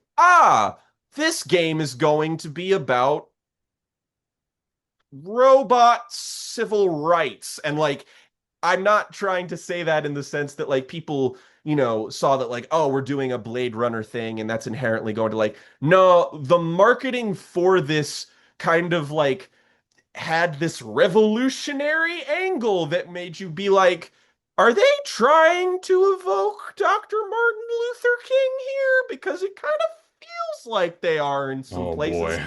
And then, people were like, we got to buy this game just to see what this is about. So I said when I recommended this to you that I thought that this was his best game. And I do still think that, by the way. That said, the ways in which I think Detroit Become Human is bad are incredibly big picture. The thing about this game is that it does not have a lot of the smaller, minutia driven problems that a lot of his other games have, where it's just like some of them, like Indigo Prophecy, like you mentioned, are just kind of unpleasant to play. Like they're not fun to control. The actual gameplay loop, if you can even call it that, is often not satisfying, and some of the dialogue choices, it has the BioWare problem where you pick what a dialogue choice thinks that you like, what you think it means, and then the character ends up saying something that is not at all what you chose to pick, and you're like, why the fuck did it say that? Am I playing this game in a different language? So like all of the peripheral issues have kind of been sanded off to a pure distillation of what the David Cage formula is. And these three separate stories that make up Detroit Become Human, I have very like defined thoughts about, but as somebody who is coming into this kind of new, I just wanted to throw you, out of the frying pan and into the fire with this just to see how you'd react. Because the last thing I'll say is that I did not expect you to hate this necessarily. I didn't even necessarily expect you to strongly dislike it. I didn't know how you'd feel about this. This was a complete wild card pick for me because I just kind of wanted to talk about David Cage. Well, here's my thing is that I was so ready to turn code and be like, aha, Jake, I actually think I like this game more than I Yeah. dislike it. I got you. And for the first like 80% of my first playthrough, I would have said that to you. Because here's how my campaign actually went. I did something stupid. I did the challenge mode, which if you do something Ooh. that would get you a game over, the Yeah, game just no. keeps going. And that was an accident because I For didn't get sure. to do I didn't get to do any of the Kara story because I accidentally let the little girl die. Oh, yeah, yeah, that's And so I I had to go back and do all that, and I'll talk about how that that went in a sucks. second. And so Stupid. I didn't realize for another 2 hours of gameplay that I had made a mistake and wasn't going to get to be Kara again, and I I just didn't feel like running it back and fixing it. I completely forgot the inclusion of that mode at all. Like I would have warned you, but I'm so used to playing David Cage games in a specific way that I was just like, no, fuck this. I need to do this normally. Otherwise, there's gonna be some fuck shit later on. Because like the one thing that I I will should have say known better. It was a mistake that's going to maybe be a blot on that my critique here. it's I got to it's give an it to you. understandable way to play it though. Like I still see where you're coming from. And I feel like you're gonna agree with me on this sort of sentiment in that like to start off here is that the one thing I think David Cage is universally incredibly good at, man really knows how to start a story. Like Oh the yeah, the the opening scene of this game is fantastic. You yeah. learn the mechanics very quickly. It establishes some of its deeper mechanics as you get further into the scene. So first you are Connor, who Mhm. is a new model of android who works as a police interrogator, but he works for the company, the tech company that produces all androids that live in this society. So he's not beholden to the police. He's a prototype for a Mhm. new type of android, and this would be the function that it would serve in society. And so you were called in to do a hostage situation, but you, as the player, don't know anything about the situation before Connor gets there and the story starts. Mhm. So you, as Connor, have to investigate the crime scene and figure out things for the first time the same way that he does. You're learning about kind of the way that the world works and the way the different characters talk to him because the one of the victims immediately freaks out when she sees him come into the house because like how dare you try to get a android to handle this because her daughter is being held hostage by an android who has something is wrong with him. He's holding the family hostage. He's killed the father. All of this is like great. All this is It's really well done. And it's every piece is not overstuffed either because I like mhm. these kinds of games. I've played games like this before, but sometimes the like wander around and find stuff sections can Yeah. feel more dense than they need to be. And this one is kind of perfect, where it's just like you have everything you need. There are just enough secrets to find, and you can waste time if you want to because you're not on a timer for this one. But some of these scenarios do have timers on them, which is one of the best fucking features that this game has. I love, there's never a time where I'm actually like close to running the clock, but every time I Mhm. see one, I know it's time to lock in and that something big is about to happen. And that's exciting. Have you had many experience with many Telltale games by chance? I I love The Wolf Among Us. I played the first episode of the Batman one, but I didn't finish the rest of the episodes.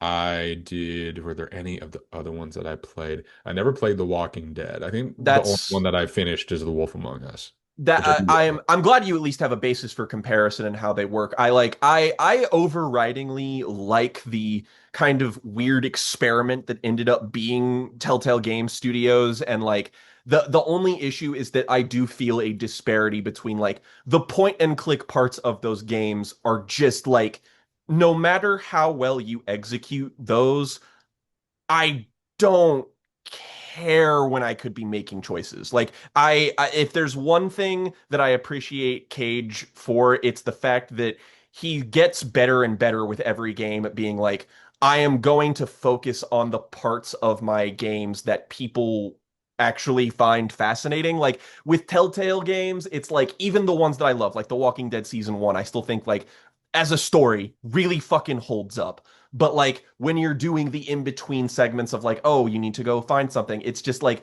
you could make this very compelling in its own right, and I would still want you to cut it from the game because I don't really care about it at all. Like I don't want to have to go find this random thing that's under a barrel in this room. Like Cage is way better at just kind of establishing a scene and giving you a criteria of just like collect data, make an inference, then make a choice. So it's Yeah, like, making this a detective story is a great way to execute the kind of point and click elements of this. So let me just go through what I experienced with Connor's story. Connor gets involved in this big conspiracy. There are rumors of something going wrong with androids everywhere because this is mm-hmm, a society where androids are used as basically a servant class. mm-hmm. Like they're used as mannequins, they're used as home assistants, they're used basically to do the work that people don't want to do. And it's kind of underground, but it's just like there's also like, yeah, this is a world on the verge of the fact that we're about to basically have robot sex workers that just kind of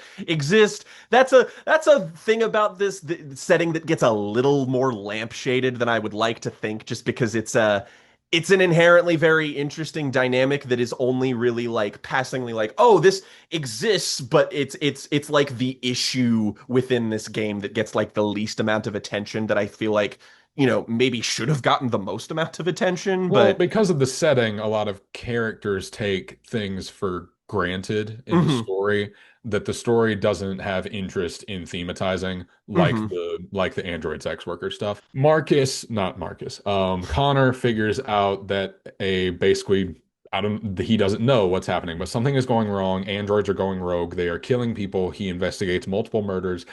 The first beat that I knew this game wasn't going to have the most airtight story in the world is when you do three crime scene investigations with Connor, and all three lead to you concluding that the perpetrator is still somewhere in the building, just hiding from you. You know that That happens three times in a row I did that you not figure out, oh, he's still here. I did not think about that, but you're very right.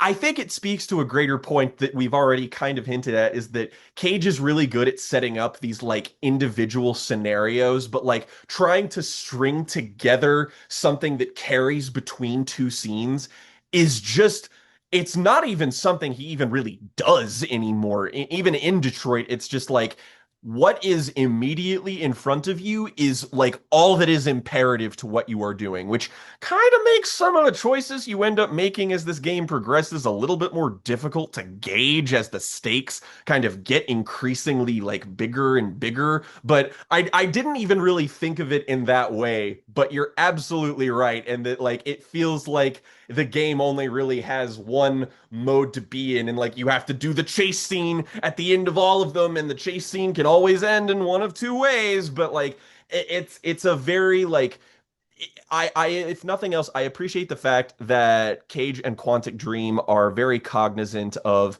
well-established storytelling tropes that on the one hand can make things feel kind of rote, but on the other hand I find a lot of value in as somebody who likes cheesy crime fiction that's kind of like this. It's like Yeah, setting. like doing.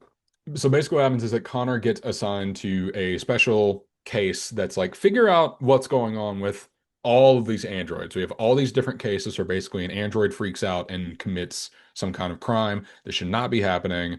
Big tech company comes down and is like, go to the police department, figure out who's working on this, do something about it. And he's like, okay. And he goes and he gets partnered with Hank. Hank Anderson, played by Clancy Brown. I love Wonderful Clancy performance in this Brown game. so much. Wonderful You performance in need a this game. crotchety old man. Clancy Brown is always there, and Hank is the perfect, just curmudgeon-y detective who's had enough with the system, and he hates robots because he's got a complicated history with the robots, and they have to work together and put aside it's not anything groundbreaking, but I really do love that it's just as a story, it's immediately compelling to me. I like the dynamic. It's something that I was just like, okay, this is fun. This is Yeah, an interesting way to go about this. like everything about Connor and Hank I enjoyed because as a Yes. player, I wanted to have Connor do the thing that would make Hank endeared to him because, I like Yes. that character. I want him to stick around. So that was kind of the path that I took. So I like Wanting to make Hank when like you rather than really giving a fuck about the mystery. You're kind of like, Well, I did give a fuck about the mystery, but it's like I wanted to do everything possible to like earn Hank's trust mm-hmm, because I like seeing that dynamic play out. yeah. I like that this game kind of has a rip off of In the Heat of the Night as its main character dynamic. And Yeah, yeah. I wanted to see it through, and so Yeah. I did my best to do that. And so you figure out that like Hank's lost his wife, he's an alcoholic, his son died, which you learn that his son died, and then you learn how his son died later. Basically, he was supposed to have a surgery done, some kind of emergency procedure. They hmm got an android to do it, and the android fucked it up. And so it's like an android took my son. I And it's like, yeah, okay. That's I the kind of I thing you would do really for that this. that sort of continued thing, like that is the smartest sort of ethical dilemma I think this game brings up, in that it's what Connor has to deal with in the first scenario where, the woman who's kind of like freaking out about the fact that an android is coming in to help save her daughter. It's just like, what do you do when androids in a society like this have been designed to be these kind of paragons of skill and specialization, and they still end up failing in the ways that human beings fail? So, how do you rationalize that failure? How do you compartmentalize, and how do you hold something accountable for that failure? It's like that is an interesting dilemma that I like bringing up because it inherently asks the question of just like, how do you end up treating this second class citizen very literally, and how does it differentiate from like, well, a human could have also fucked up here, but like, is it specifically endemic to the android that they did fuck up and that someone died, or was that an inevitability? There's a gray area there that makes dealing with these issues revealing for what the characters are trying to show you and how they react to, like, oh, how are you going to go about rationalizing your son's death when an android was basically responsible for it? And there's a lot of great moments in this game that handle that kind of tension between the androids as a servant class and then Connor, who is in a position that gives him power over other people, right? hmm Because he's a detective, he's connected to the police, he has the authority to do certain things that in this society androids are not given the responsibility to do. They're not hmm expected to they're not expected to tell humans what they can and cannot do in any To situation, be even for a civil second. servants in any respect. Yeah, they're not expected to be civil servants. They're expected to do like blue collar or pink collar work. hmm So when you have a character like Connor who has a higher purpose, a higher responsibility, how do the people around him deal with that notion? And many of the characters do this in different ways. There's a lot of interesting side characters in this game that get a Yeah. lot. Like what's the That shitty cop guy's name? Gavin? Is that his name? The shitty cop guy who like Yeah, yeah, yeah, yeah, yeah, yeah, yeah, yeah. yeah. The shitty cop who's really out to get Connor.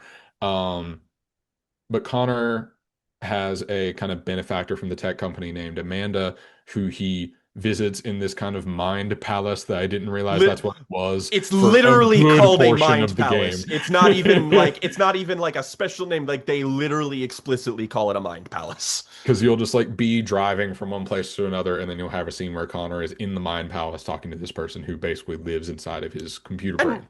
that's a cool, actually, that is an overriding compliment I want to give the game, is that I love the way that, and Cage does actually do a pretty good job at this, like Heavy Rain onward, is that the user interface for the game it's so sleekly integrated and like actually adds to the immersion of like you experiencing this world through the eyes of an android who can like, you analyze specific things and like the way you interact with a setting and, the way that like text will pop up and the just the way that the graphics, like the GUI and everything, it's very polished. There is a lot of money in this game. Like the facial, the acting, the actors, the way everything looks. It's like this is like one of the best looking games that like that has like that full human sort of like green screen integration of just like this is a handsome looking product at the end of the day. Yeah, It's and the it's game is fun to play. Like when you get into the action things, like all the foot chases in this game are yeah, actually really fun feel because like good.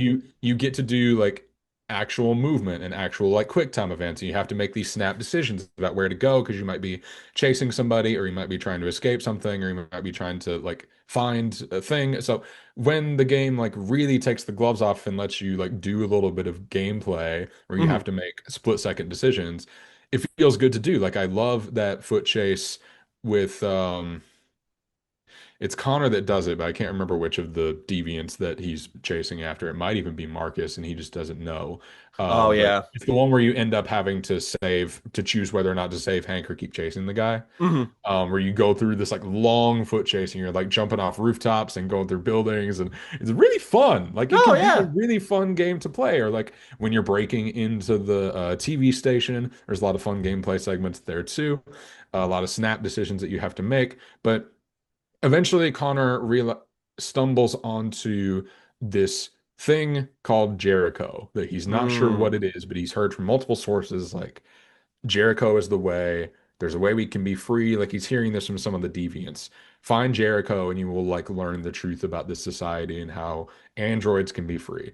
And that's where I want to start talking about the story of Marcus, which is a lot more complicated and a story to talk about because, okay, if this game was just about Connor and Connor was just trying to find Marcus, and once Connor found Marcus, you could just make a decision on whether or not you want to join Marcus's cause after everything you've learned, I think I would actually look you in the eyes and tell you that I think this game is good. No, I agree completely. However, Marcus introduces a lot of complications into the themes of the game that make it difficult to wrestle with as a civil rights allegory. I Hmm. don't want to be too oversimplifying about this because there are ways in which this game uses the rhetoric of previous civil rights movements, uses iconography of previous civil rights movements, but it's not pretending to be something that it isn't. The issue of androids and humans is treated as literally in text as it can possibly be. Hmm. The problem is, I just don't think what they're doing here is a good idea. I don't think I this is how you should execute something like this. Like, it's I don't want to go so far. Like, Mother's Basement has a video about this game that I've actually kind of soured on after playing it hmm because he goes way into like, no, this is just a race allegory, and this is why that's a bad idea. I don't want to be that disingenuous to what the game is trying to do. And so I'm not going to. hmm But the way that this game uses civil rights themes and civil rights rhetoric in its messaging, the way that the characters use it, and in the way that the game uses it in its narrative and its themes, are difficult to stomach at several points. And it's where its mechanics become worse, it's where its storytelling becomes muddy, it's where the dialogue and the choices that you're making about the dialogue become the least sensible. It's just where the game becomes the most uneven and uh-huh. the most uncomfortable to sit with if you accidentally do something that you maybe didn't want to do. It's the Marcus story is the one that like I'm even still like trying to process my own feelings about how this entire thing works. I think what like trying to rationalize how I feel about it is like makes me arrive at this conclusion in that the toolkit that this game uses with its civil rights allegory is so firmly rooted in the actual reality and past of, specifically America's history with these issues and like again the rhetoric and things that directly call back to actual real life things that happened, and the continued insistence ends up really like limiting the narrative framework of what they're actually capable of tackling, like because they use these again really specific choices and really specific callbacks. It ends up kind of diminishing the point because it makes it like brings the world building into stark contrast and makes you start to see the issues with it in a way that you wouldn't have if you had just maybe eased up on the gas a little bit with like the, literally painting digital graffiti that says "We have a dream" onto property around in certain parts of this particular gameplay story is an option that you can go through with. And it ends up being like, because you are using this specific callback, it makes it just not feel like it fits or makes sense because this issue is very distinctly different from that one. It has different implications, and your world that you have built around all of this is very different, and thus using that toolkit on that different world makes it have diminishing returns so that every time it tries to get more poignant with Marcus, it ends up showing you why it was never equipped to tackle it in the first place. Yeah, and so the thing with Marcus is that Marcus goes deviant because somebody breaks into his house and he has to decide whether or not he wants to like go beyond what his programming would call for to protect the person who owns him, this artist. I I really like that segment with the artist where it lets you choose what he wants to paint. Like that's a really awesome moment to just be like, think about like could like I mean like and hell, I mean that's a moment that's only gotten more and more prescient because you're just like, is he just going to mimic something he's seen before? Is he going to try to do something original? Can an android even paint something original? Like what is creativity to somebody like Marcus? Like there's a lot of wheel spinning moments where you're just kind of like, huh, this is interesting. And also, Lance Henriksen is here. Cool. Love you. Yeah, anytime I spend with that Carl character, I'm just like, fuck yeah, Carl's Yeah, here. and you're like carrying him around because it's just like it's a really good integration of, again, what these characters are going to do in a setting like this. The relationship that they can have together is also interesting. And it's like Marcus's story more than anything is like each chapter you play of it to me gets progressively less and less interesting. Yeah, it either gets less interesting or it gets more like thematically difficult to stomach. The The, I, thing about Marcus and Carl is that, and I can't even tell whether or not they're doing this on purpose because this game is functionally taking place in a post-racial society. But yeah, yeah, yeah, yeah. with the casting of Marcus and Carl, they're doing some weird subtext about like nice slave owner shit that I just don't Yeah, fuck with at all. I I don't I fuck with this one bit. making that delineation at all just feels a little like it's just one of those things that It's like that introducing. mini-series North and South with Patrick Swayze where he's really nice to all of his slaves. Have you Oh seen that God. before? No, I know what you're talking about though. It's just it's one of those things where it's like unless you get into the real finer mechanics of the politics of how this works, showing it makes every other point you're trying to make about this situation less salient. Like significant, especially when they go for the incredibly big swing that is the Marcus has been disposed of sequence that like frankly I'm going to be completely honest with you. I'm somebody who is able to form my opinions about how I feel about something near instantaneously after I experience them, and then I can further elaborate after that point after I dwell on things. This entire segment of Marcus like coming back to life and everything and all of the imagery, I have literally no idea how to feel about any of it because frankly, I'm just really fucking uncomfy about it. Like, I don't know if that's just me being precocious and just being like, I don't know, maybe I'm just like I don't want to interact with all of the things that this is implying, or if it's actually like maybe we went a bit far in a couple places here. Like Well, I don't there's know. I don't know. this game has a big fucking plot hole. I'm not talking about a continuity error. I am I talking have a, about f- I a have, I'm plot. interested to see what you think that is because it could be a couple things. I'm talking about a plot hole. That being, okay, so when Marcus is disposed of, he wakes up in this like junkyard that is specifically for disposed of androids. And so you're having to go around and find pieces to like put his body back together so that he can escape and go back to like do anything, right? Yeah, anything He's at all. alive. He wants to go back to he ends up going back to Carl's house. Marcus as a character has this thing that he can do where he can basically spread deviancy, Ah, God. Shit, I hate this.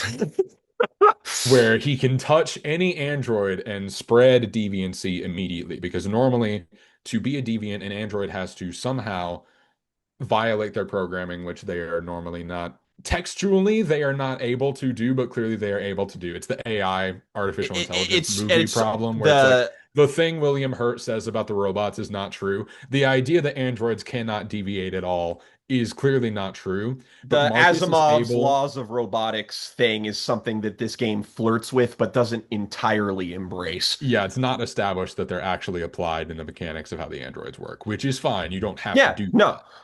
that. But But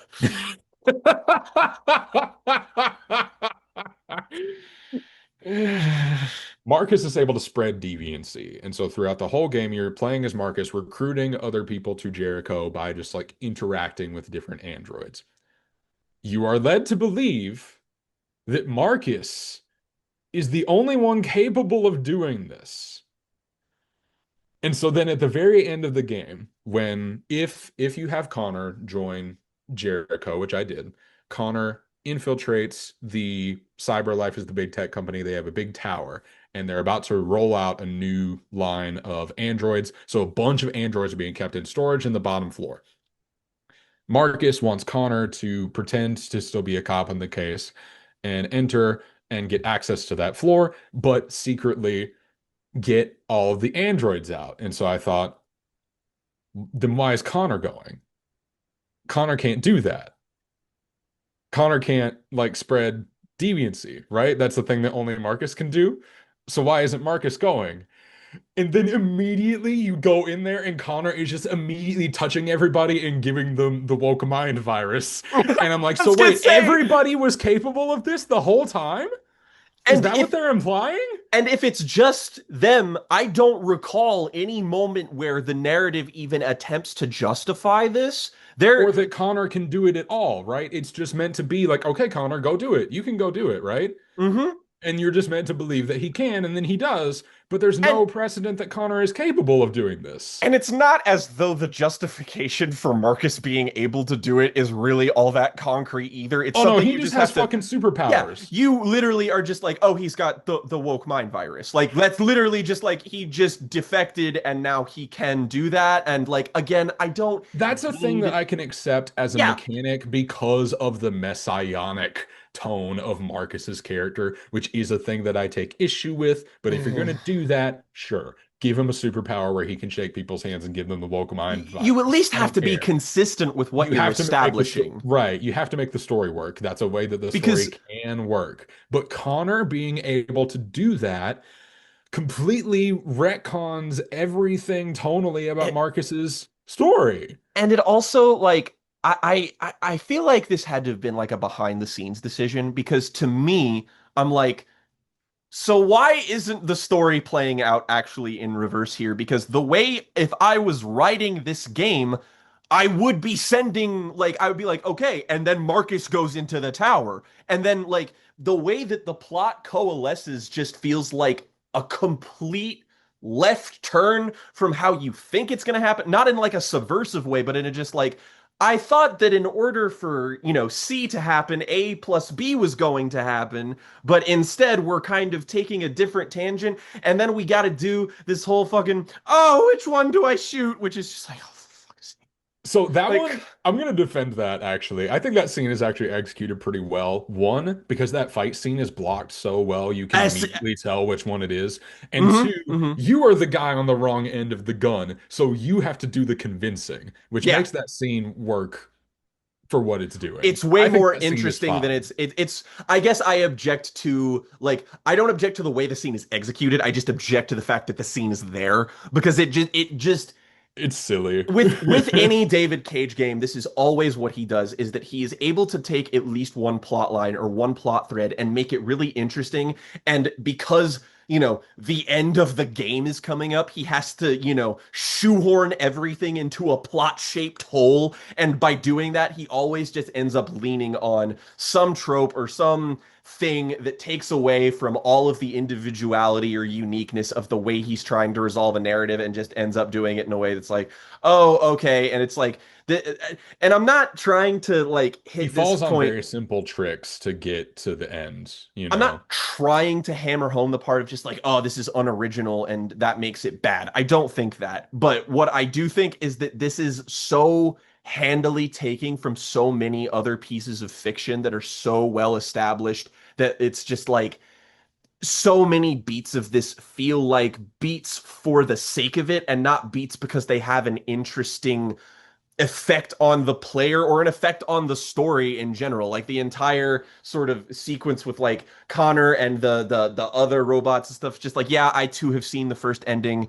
or the first season of Psycho Pass. This is literally exactly how this ends, except you took away the interesting ethical dilemma at the last minute and also did the weird thing with Connor being able to touch everybody. It is a classic case of just like, oh yeah, I'm with you, and then you lose me at the 11th hour, and I'm like, "Ah, man, like I tried,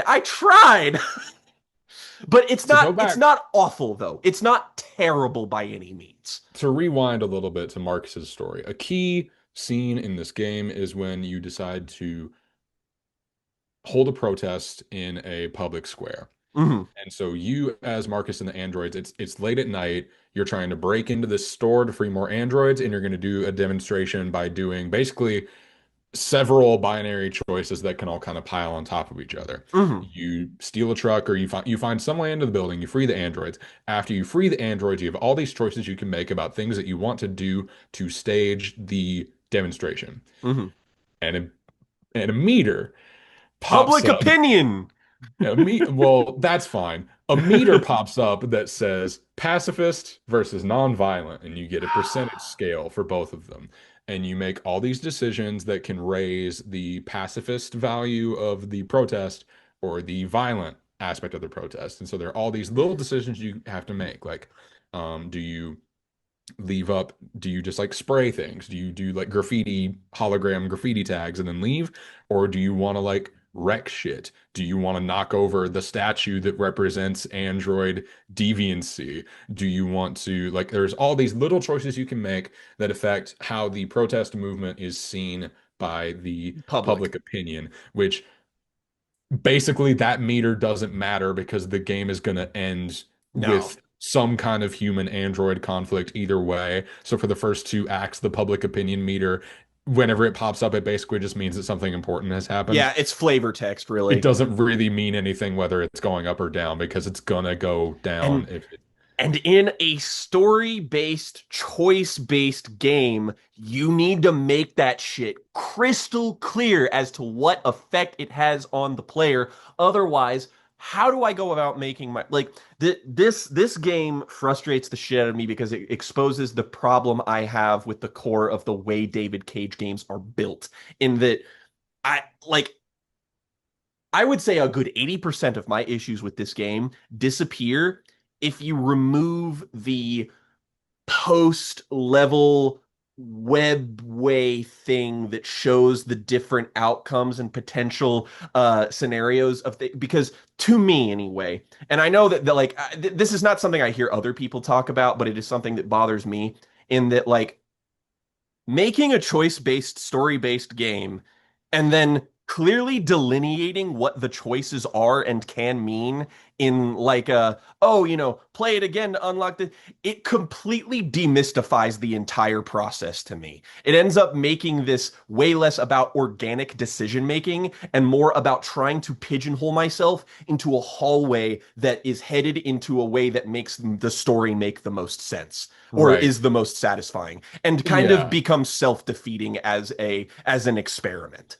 It's an element of game design that I don't like, where the player is kind of inherently incentivized to think about what they want to happen first and then Yes. make the decision based on that, And I not do what they would actually do or what they think the character would do. And I kind of hate that. Like, it's like, I get that it's a difficult problem to work around, but if this is your bit, like, it is what makes this only a stone's throw away from the fact that it's just like, you can more or less get the meaningful experience of just watching the other decisions play out in a YouTube compilation. And it's just like, that's not the way I want to interface with this. Like, the way I should be making decisions in this is by, not knowing the outcome or knowing the pathway, like illuminating that idea.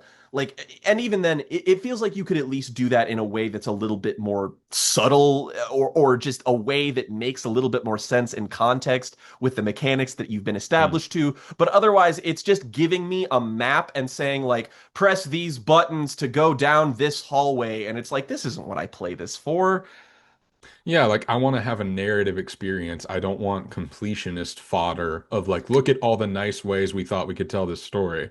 And that's Right? Aren't so we so I, cool? Aren't we so creative? Don't we reinvent games as cinema or whatever the hell? Jen, have you played Undertale? No. Do you know anything about it? Yeah, I know too much. I Ah, don't know damn. anything about Deltarune, so maybe I should give that Hmm, one a shot first. probably. But that's a game that, without going into too much of it, is way more about, like, no, the organic decision making and the core gameplay loop and morality of everything. It's just like, you are always aware of the choices that you're making in that game and the effect that they're going to have, without it feeling prescriptive, without the game basically telling you, this decision that you're making will result with this ending. And it's like, Sans will remember that. Telltale. But yeah, exactly. It's like there's a way to do organic decision making and doing a route in a game that does not automatically, like, where it doesn't feel like everything's just laid out for you in a way that you just kind of cruise through. And I'm just like, now it really does feel like I'm watching a movie. Like, the way in which this feel is a game feels so incidental at that point. Yeah. And so what I ended up doing as Marcus was I did the protest. They do like a Boston Massacre happens where Yeah. like two cops show up and just start shooting Hmm. at your guys, and you can decide whether or not you want to spare them or kill them. So I had Marcus kill them. And I took Marcus in a slightly more, well, not slightly, it ended up with the fucking war happening, but I took Marcus on the more violent route because I wanted to see what would happen. Yeah. Because I had seen so much criticism of like, oh, the game encourages the pacifist route. And I'm like, I want to figure out if that's true. I Hmm. don't really think so. Apart from a couple of musical choices that I Yeah. find in poor taste, like there's always going to be Hmm. like this is a big, bad, important thing that's happening for the morally questionable character in the HBO show, music that plays Yeah. whenever you kill somebody as Marcus. But other than that, like it's not super, it doesn't want you to do one thing over the other. Like it's just No. giving you the choice. I hear the complaint that like the only way to keep all the characters alive is to do the pacifist run. And I'm like, well, what if I don't care about that? Well, What if I yeah. want to see the consequences of my I actions? I was gonna say, like, if anything, my problem is kind of the opposite, in that, like, it almost feels like these results are results for the sake of having different results, rather than, like, interestingly thematically cohesive story beats. But, like, I still would rather it have the problem of being able to commit to its multiple decisions rather than, like, overtly siding with one thing, which I agree with you. I don't think that, like, with the naturally, like, these games are overbearing in their tone, so naturally they're going to have parts where they're just like, this is a bad thing, feel bad about it. But I feel like that's less a symptom of a greater problem and more just a lack of coherency on the game's writing's part. Yeah, yeah, yeah. And the thing about Marcus and the Jericho crew is that all there are different characters that kind of represent both sides of the ideological thing that you can Yep. interact with, and that's good. I like that. I like those characters. I like Marcus's little posse that he's got. Um, but Marcus, you can kind of role play him as being a little bit politically incoherent. Hmm.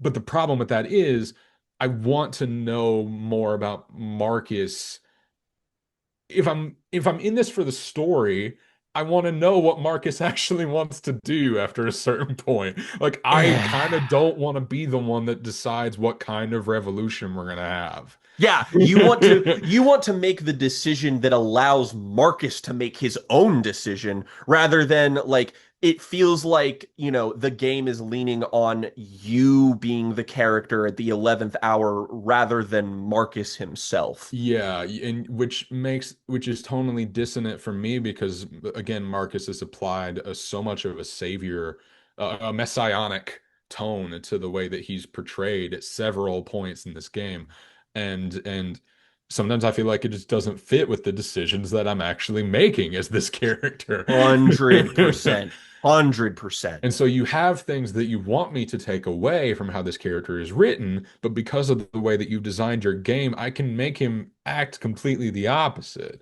Hmm. which is, I don't want to call it a flaw because it's just a thing you can do. It's But in my experience actually wrestling with it and how I experience the game, I find a lot of what's going on with Marcus to be unsatisfying, even when I get the thing that I want because it's the thing that I picked. You know what I it mean? is I feel like classic either way, I would be disappointed with it. classic critical buzzword. It is the good old case of Ludo ludonarrative narrative dissonance, dissonance. which I know is beaten into a pulp in the late 2010s in terms of games discourse, but I do find it to be a valuable critical term because the more we have leaned into these two very different opposite sides of the scale game experiences, the more this has become a problem where we have these linear choose your own adventure Detroit Become Human, Telltale style,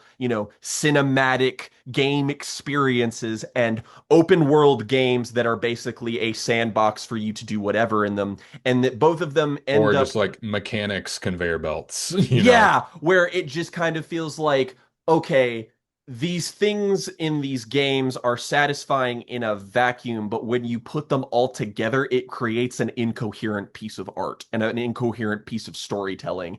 And Detroit Become Human is 100% incoherent in the worst way that something can be like that. It's not the worst problem for a game to have. It's not crippling, but it is something that severely hobbles the experience of what I think should be the most important pivotal central story in this game, especially when you look at it next to the final story that we have to compare this to, which I'm just gonna say right out of the gate, I this sucks. I hate Kara. This Any, sucks. I'm glad I didn't have to play as Kara the first time that I went through this because I would have just been upset the whole time. Experiencing this as just Connor and Marcus actually made me like it a little bit more than I probably would have if I had had to play as Kara I because would Kara play is devil's advocate for this game so much harder if it was just the two of them. because Kara is just completely removed from the main narrative. She's only there so there can be a third character, so you can put that on the box, and it's So that only David Cage can have his short-haired female protagonist that he's fucking obsessed with in every single fucking video game. and I mean, what do I even say? This It just sucks. this it's You're it not making any meaningful decisions as Kara, really. You just like have to survive. and However, you even think you're supposed to do that, but you don't really, besides like just deciding whether or not you want to say mean things to people, Kara has no agency in the plot. and even if you just look at it from a her story in isolation branch, I mean, I hate to say something as like, incendiary as what were they thinking? Like this isn't a thing that I find offensive or anything. It's just it's dramatically fucking inert. It's the It's a setup. complete waste of time. If the scene with Kara was the opening scene and then Kara was just never seen again, I would fuck with it. But That's after not you yeah. do the sequence where Kara becomes deviant, because imagine this. Okay, here you go. Here's the pitch. I have this for you. Give it. Imagine you're Kara, you do the first thing, you end up killing the guy, kidnapping the girl. Eventually, Connor gets on her trail, and then the game is about that. What if the How game was about that? how the fuck? Like I sincerely, why didn't they do that? Like I Why mean, isn't that the resolution to Kara's I story? I have a feeling that maybe in development, just because game development is one of those things where it's like, movies can change mid-production to be sure, based on certain decisions being made, certain decisions made in the editing room after everything is, said, done, and shot, whether or not you have reshoots and all that. Game development is uniquely fucking chaotic. You can basically, like, halfway through a game's development, they may need to literally just start from the ground up and go over again. So maybe this was originally more interwoven with that plot in a way that I feel like, again, when you play this for the first time, you're like, okay, when am I gonna run into Connor, and when is he going to start getting on to, Car's scent? Like, when is he going to start tracking her down, or when is this going to be? And it ends up being like it's because it is completely composed of tropes from other David Cage games. Like, this segment with Kara is a segment in Beyond Two Souls. It's a segment in Indigo Prophecy where characters have to go and, like, they're kind of removed from the core conflict, and they end up doing this weird little side story thing. But here, like, the setup with Kara is that she is one of these androids that is bought and by this guy who lives alone with his daughter, and basically because his wife dead, sad about wife, so Think about wife. kill wife. And, like, literally she comes in to basically fulfill the maternal parental role in this situation. And the little girl is there, and clearly it's just like, oh, the father is abusing the little girl, and you as an android, you're just like, I can protect her, I can kill this dude, or I can just beat the shit out of him, and I can leave, and I can take her with me, and we are on the run from this point. Which, I mean, like, as a setup dramatically, it's just like, oh, okay, this is an aspect of this world that I think is definitely interesting to explore. Like, we can have some interesting conflicting ideas going on here, but it is very literally just a story that is about solving the problems that are immediately in front of you, and then the story just kind of ends. Yeah, there's And not much to say about it Kara, really. She it's doesn't interact with the main plot at all. She there has a couple nice thematic conversations about what being enslaved means, I guess. But other there than just people shouting themes at her, ugh, Kara does not affect the player the experience in any meaningful way. the second half of this story is real fucking dense with that shit. Like, it is, you are just hearing people toss rhetoric at your face for hours on end. And the problem I have with this is twofold. The first problem is that there is a plot. I don't think it's quite a plot hole, but it is an aspect of this game's setting which does not make a goddamn lick of sense if you think about it for any given time. Is that Oh, is it you that can, Canada's down with the androids? well, I mean, that for one is certainly an issue that should be addressed. But the other issue is that the best way to immediately identify an android visually is by the little blue circle that they have in their forehead. And in Marcus's story and in Kara's story, we learn you can literally just take this off like it's a Lego. I Like, was you saying you get can a, like remove it and it does you just nothing click, to affect and, your like, the android's function. you are ostensibly now seen as a human by literally all around you. And it's like, and you, again, like, they literally do it with, like, a fucking fork. They just kind of, like, click, click, and there's no obvious scar. You don't need to hide anything or anything. It's just they are virtually indistinguishable at that point, which makes it be like, well, wait a minute, why is it designed that way? And also, why doesn't everybody just, like, automatically do? Regardless, the real issue with this is the twist. The twist that is horribly built up, that you could see coming from, like, once you get halfway there, you're like, they wouldn't actually do that. That's way too stupid. And then they do it, and you're like, the girl you've been protecting this whole time is an android. And you're like, but wait a minute, I made her spaghetti, but you didn't see her eat it.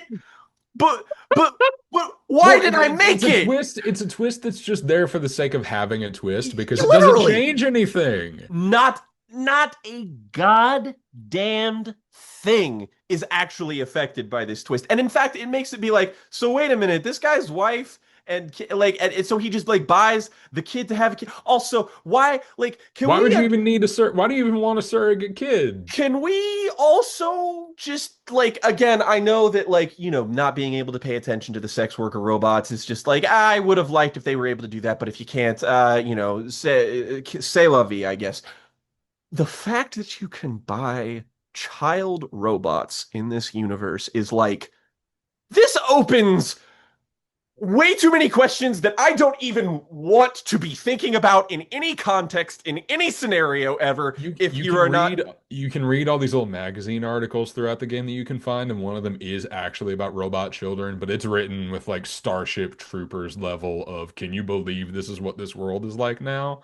And like, And sure, I guess, but if this is not what your story is about, I don't even want to have to think about that for a second. precisely, it's like this is an ethical dilemma that is way different from the other ethical dilemmas that we're talking about right now. And thus, like, if you do not fully tackle what this is, you don't put it in here because Don't you even already don't even go there. you have the implication, and that is enough. Addressing it fully face is like it's bad. And then when you go to the very end of Kara's thing, and they have to they all look the same, and now they're all like the white version of the robots, and they're lining up into the robot incinerator Auschwitz thing, and you're just kind of There like, are robot concentration camps in this game. yeah. Anyway, And that's I kind of in poor I taste. I don't know if this is just me being very presently aware of the time that we are in, but it's like going back to this, it wasn't really all that cool when the game came out. It's really less cool now, and it's one of those things where it's like if you don't fully tackle what this is, don't put it in your story. Just don't. The android standing on the back of the bus thing is gauche, sure, but I get what it's doing. It's using shorthand. It's I using get why the shorthand. androids have to stand on the back of the bus. I don't get why you need an android It's concentration camp if all you want to do is just kill them and throw them in a I landfill. I don't, why do you I need to keep them alive for any amount of time if I you've already also gotten like approved to kill them all? I agree with the sense that like I kind of understand the utility of this particular device and don't like abject to it on principle, but that does not change the fact that when it gets like the reveal of them standing on the back of the bus is fucking comical. It's Oh, just the it's so shot funny. of them all just kind of standing there. It's just like, oh, for fuck's sake. It is good shorthand, but the robot concentration camp thing is like, oh, you're thematizing it to a point that your story doesn't even make any sense anymore. I kind of feel like that's the name of the game with Detroit Become Human because it's like it is a story that like in a vacuum, so many tiny things about this game work. So many things about it do function, and so many things about it are like legitimately enjoyable. But it is a testament to how video games are made that when you put it all together, it becomes an almost completely incoherent piece of art. Like, and it's not because it's an interactable story. Like, I think that those have a real value in being able to advance what storytelling in gaming as a medium is capable of. Like, I think that that is an interesting direction that we need to push in. The problem with David Cage is that he doesn't really like he just seems he's kind of the opposite of Hideo Kojima and that he just seems like he wants to make video games but can't help but make movies. He's only operating within the realms and limitations of movies, and the game part, it kind of feels like that's what Quantic Dream is that they're the people who have to like, okay, here's the story that he's telling. How do we make this into something that a player can interact with? And it results in an interesting experience, but in terms of like what this piece of art means and how it affects me, uh, If this it was was just like neat. if this was just like a season of a television show, I'd be like, yeah, this is fine. This is Yeah, fine. But the yeah. fact that I have to play it changes how I interact with it. It's the whole The bit. fact that it is a game is kind of what makes it worse. And it's like it's David Cage is the antithesis of the medium is the message. Is that like his messages, whatever they may be, are not cohesive with his medium in any way, shape, or form. Like at all. And that's why I am continually fascinated by him and his work, but am also like, So I want to make this big hook, and then I'm gonna go into closing the mhm. book on this one. If you know, I love The Wolf Among Us. If Yeah. The Wolf Among Us is a movie you can play, Detroit Become Human is a TV show you have to write. Ah, Detroit Become Human is you have to do the writing after a certain point, that, and that just yeah. isn't that's not interesting to me because then I'm just going to see all the limitations of what I can and can't do. I Hmm. want to close the book on this. I did not hate this game. Yeah, I However, I don't either. found it severely frustrating Mm. in a way that is overall negative to my person. But it's still going to get the lowest score that I've given you on anything so far. I'm going to give this a 2. Yeah, I actually that's, did enjoy most of my time actually playing it. It's just mhm. I have so many issues with the story, and I have so many issues with like having to replay it to experience the Kara stuff, which I did that to Uh, myself. Still a thing that frustrated me that's contributing to my experience, and so yeah, it's a 2. Yeah, I feel like that's completely fair. This was one of those things that I wanted to talk about more for the sake of the discussion and less maybe for the sake of the competition, but and also just because again, I love tearing into David Cage because it's fun.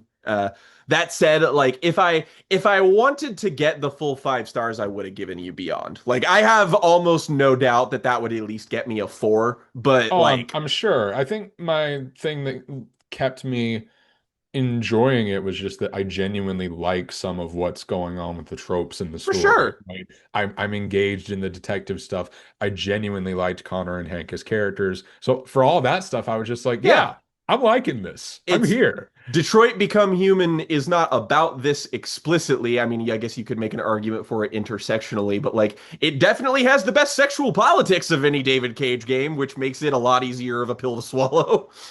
I assume that's like the tallest dwarf category that we're dealing with here. Yeah, that's a wonderful way of putting it. But yeah, I'm glad we got to put this in the ground, and I'm glad that I didn't necessarily need to make you suffer to the full extent that I could have with this exercise. Because if I wanted to, I could have, and I All didn't, right. which was merciful of me, I think. I'm amazing, is what I'm saying. I might be nice to you on the bad pick this time. Just I might pick one that I'm like, "Ah, I don't think Jake will have that bad of a time." Uh, anyway, Well, on a bit of a 180, let's talk about something that I did have a good time with, which is the Tron duology. Tron movies, dude. Why what just I mean to open this up, why'd you throw it at me? Just for the sake of it. Tron Legacy was the movie as a kid that got me into movies. Like this was the one where I like woke up and realized Yeah, this I can is see what it. this is what I can get out of this. I'm engaged with like everything going on here. I love so much about this movie. It was the first movie that I personally felt like I found and loved myself. You know what I mean? It was the first movie that Yeah, somebody yeah. didn't show to Put in me. front of you. Yeah, yeah. Yeah. It was the first movie that I saw like getting rolled out Hmm. that wasn't just like a kiddie Pixar movie, which I went to every year with family members, that I was like, no, I want to Hmm. see that. That looks great. And then I loved it. And so that started a whole hyperfixation with Tron in my like middle school years where I was just like, I want to get as much of this as I can because Tron is kind of a weird multimedia baby for Disney. So the first Tron movie comes out in 1982. It's written and directed by a guy named Steven Lisberger, who was working in computers and became very interested with the idea of what computers could do for the medium of film. He wanted to see how not just writing stories about computers in movies, but using computers to make movies. What can we do? And so he came up with this idea about a virtual world that you can get sucked into where you can all your video games come to life. And it's a really interesting world that has a lot of nuances to it. A lot of different people have touched this over the years. There's been a bunch of different, well, not a bunch of different, there's like 5 that have any actual narrative to them, but Hmm. there's been video games. There was a season of a television show, and Tron Legacy was one of Disney's like big four quadrant projects. Like we're gonna hit every single market we can. They did a tie-in video game called Tron Evolution. There was a season of a TV show called Tron Uprising that I actually really like, that I think is really good. I It's set remember in the seeing two movies. commercials for that on Disney XD back Disney in the XD, day. baby, because Yeah. Bruce Boxleitner reprises his role in that. Actually, Olivia Wilde does too.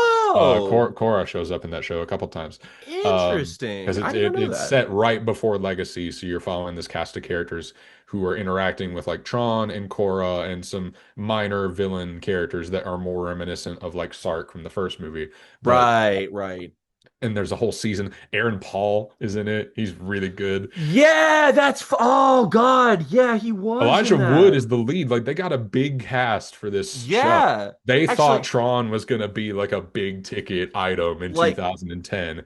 And it kind of was. Like Tron Legacy was successful. It got mixed reviews, but it made enough money. It did really well on Blu-ray because it was a really mm-hmm. early Blu-ray movie. It was the first Blu-ray I ever owned was Tron Legacy. I still Mm-hmm. have it. I used that copy to watch the movie today. It took me back. It took me back. And so I've always had a deep love for the Tron franchise, and I'm very fascinated by Disney's forays into sci-fi, which are often complete disaster business decisions, but can often Yeah. produce really interesting art and really interesting I works for them. The last one that they tried with A Strange World was a complete dud. I didn't like that movie at all. I But I was like, I think it's very funny that they're planning a whole like Pixar summer rollout for a big I sci-fi movie with Dennis Quaid. I didn't even know that that movie happened. I literally like came across someone reviewing it on Letterboxd and I was like, "What is strange? This movie came I out was 2 working at years ago? I was working at What?" Cinemark when that movie came out, I was like and nobody flabbergasted. saw it at my I Cinemark. like Disney has truly like I mean it has kind of forgotten the face of its father in like like the 2020s have kind of been nothing short of a disaster for like Disney original shit. Like the last in like really profitable thing they made was the Frozen sequel. No, Inside Out 2 made a billion. I, well, Moana 2 also made a I billion. I differentiate that from Pixar a little bit just because it feels like there is a even if Pixar is still not quite what they used to be, they still have a lot more talent attached to them. You know, they got the Pete Doctors of the world still And they working have a for different them. sort of cred still in the Yeah. public eye. Whereas Disney's like normal Disney stuff feels like a bunch of mercenary shit that they're just getting to put the Disney label on it. And I do sincerely miss like I actually I'm not entirely certain how much of a year, like what year were you born in? How much older am I than Jake, you? we've been friends I don't know. Like I for actually how don't. long? I don't. I am terrible with people's ages. Like it's I have like age blindness. I No, can't I tell. was born in 99. I can Oh, tell you. okay, okay. So you and I have 2 years of separation. I feel like people born in like we're on the literal splintering point between Zoomers and millennials. Like Yeah, we we've are talked about this literally some on the show and before.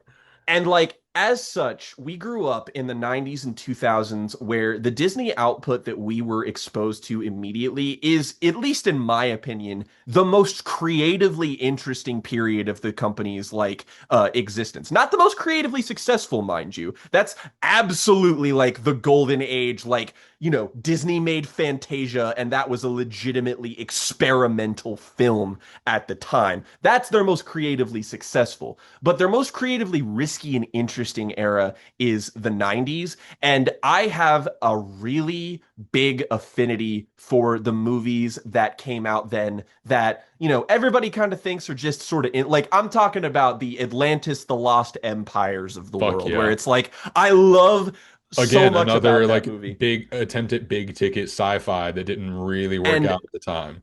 like I really like I love that movie. I saw it a bunch as a kid. I really like it. But like my favorite Disney movie, full stop, and like I think my favorite Western animated movie of all time is Treasure Planet. Like Mm, I love the story. I love that I still have movie. never So seen that to this day. I know I need to get on Treasure Planet. we have an affinity for like redheaded stepchildren types of media like this. And Absolutely. Tron to me is one of the first examples of that. Like this is coming in at 1982, which I feel like Disney, ironically enough, is probably really fucking upset they don't have a Star Wars. They at this time period, they're like, oh man, sure would be good to have an IP that's a lot like Star Wars. The four quadrant appeal, the sci-fi angle is hot right now. We can do merchandise, all this kind of stuff. So Tron in a way, you can see why they would have thought at the time that this could have been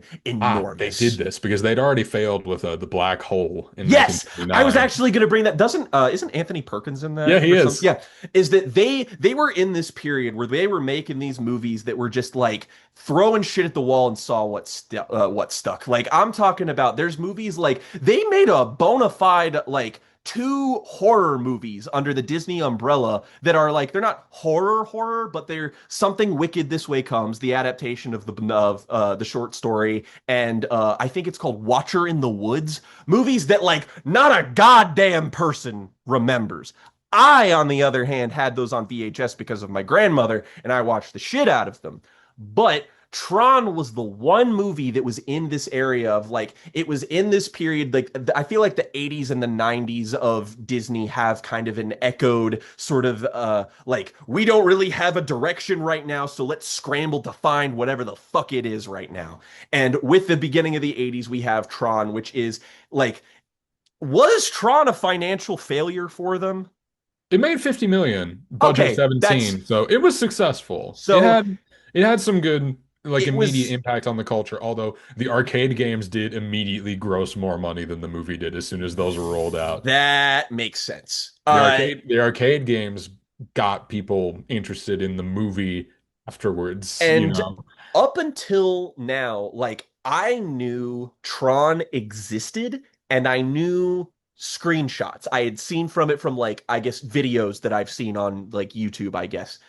I had no fucking clue what Tron was up until this point. Like I hadn't seen either of them. I had only the most exposure I had to Tron as a property is Kingdom Hearts. Because there are two of those games That's in which they right. interpolate Tron Legacy. And so I was like, oh yeah, I guess I am kind of familiar with these characters because those games kind of soft retell those the events of like those properties, but like with a different coat of paint. But I still don't really remember. The only thing I really remembered about them that I was just like, boy, it's really weird that Jeff Bridges is in this Final Fantasy game. Anyway, so going into Tron, I was just like, the screenshots I've seen from this, the visual style of this movie, I know took an ungodly amount of work to This is like accomplish. pioneer This, filmmaking we're talking yeah, about here. that's Innovations that we wouldn't have at all. dozens, hundreds of movies without.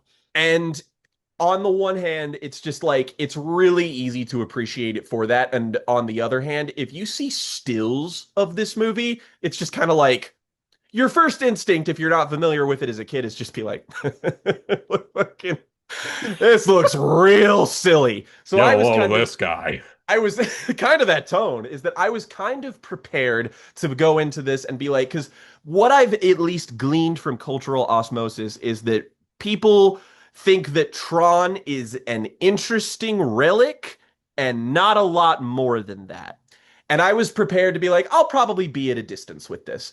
And watching it, I was like, I'm not like fully like maybe into this, but on the one hand, I can see why if I was a kid, I totally would have been because this story has a bunch of weird, confusing-ish, but still fascinating lore, which I feel like that's the type of I just have the type of brain where if you do not have an entirely coherent but still incredibly deep universe to you, I'm getting pulled in like a fucking magnet. That's That is something absolutely that what happened to me with the first movie. Like after I had seen Legacy, I went back and watched the first one, and mhm. that's what got me more invested in like, oh, I gotta like get all of this. So I And started like looking at the old video games. I was doing all of the shit.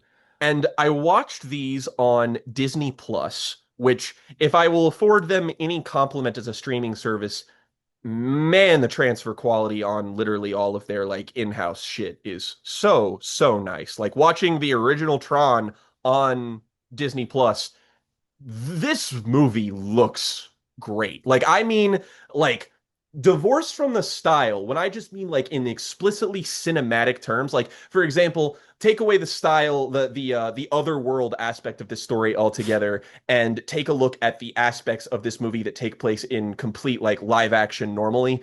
God, this Yes. movie looks great. This This movie is it gorgeous. is lit so fucking well. And like it kind of had to be, especially for the other like the Tron like computer world aspect of this. But like just as a movie that utilizes cinematic language, it's like, oh, this is really skillfully done and the transfer quality is seamless. I really love it.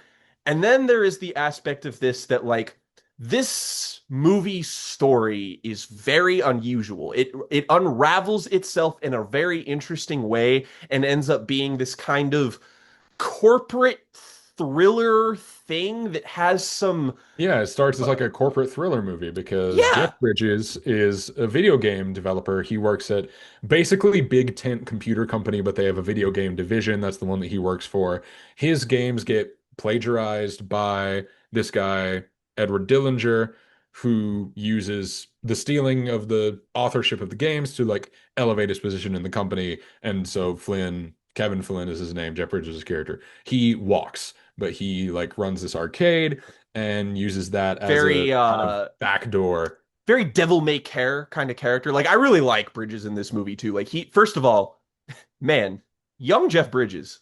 That's a Mwah! fine ass man. He can Just get it. yeah, I mean like for real, like him and I The don't way really he the know when there's like a shot of him looking into the arcade cabinet, I'm just like, I want those it's eyes. him and the female lead in this movie who like she dresses up in her kind of full nerd girl attire when they go break into the building, like she is also I know that's your type, quite you quite quite motherfucker. quite a specimen.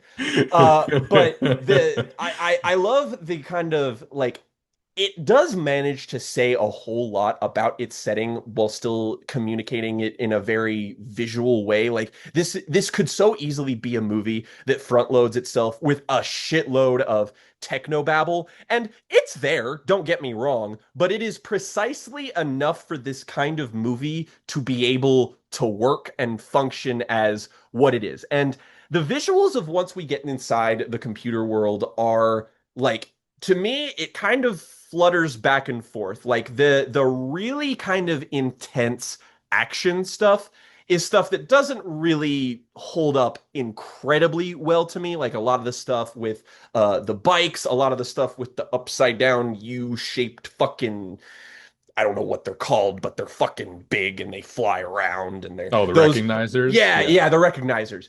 And that like that kind of stuff is like it's a little dodgy, but in just in terms of like showing a setting and shot composition and like color design and everything, there was a lot of this that echoed like it felt like a tech noir giallo.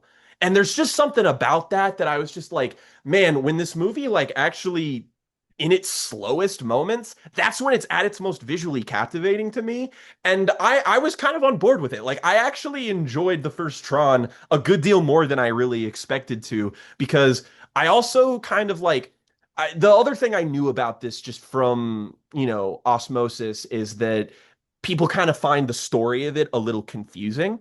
I don't really think that I did. Like maybe some aspects of the I find the lore and mechanics of the ending a yeah, little yeah. confusing. Other than It's that, I can follow this fine. It's yeah. because it's a nice example of like world building and how to do a setting because Hmm. all of the characters inside the computer world speak in a very specific jargon. Hmm. And that jargon is never explained to Hmm. you in a lot of ways because Kevin is not there to like have somebody to have to explain it to him. So No. you're hearing a lot of things as they are from characters like the Master Control, from characters like Sark. And so Yeah. the jargon can be difficult to unfurl, but it all makes sense. One of my favorite moments of exposition in this movie is when they kick out a guy who like believes in the users because Yeah.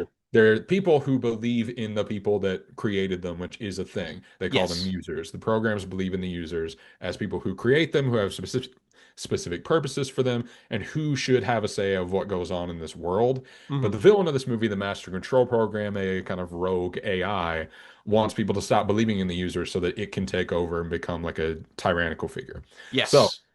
but the first you ever glean of any of this, of the mechanics of this kind of prejudice in this society, is they kick a guy out for believing in the users, Hmm. and then the MCP just turns to another guy and is like, "We need to do something about that user."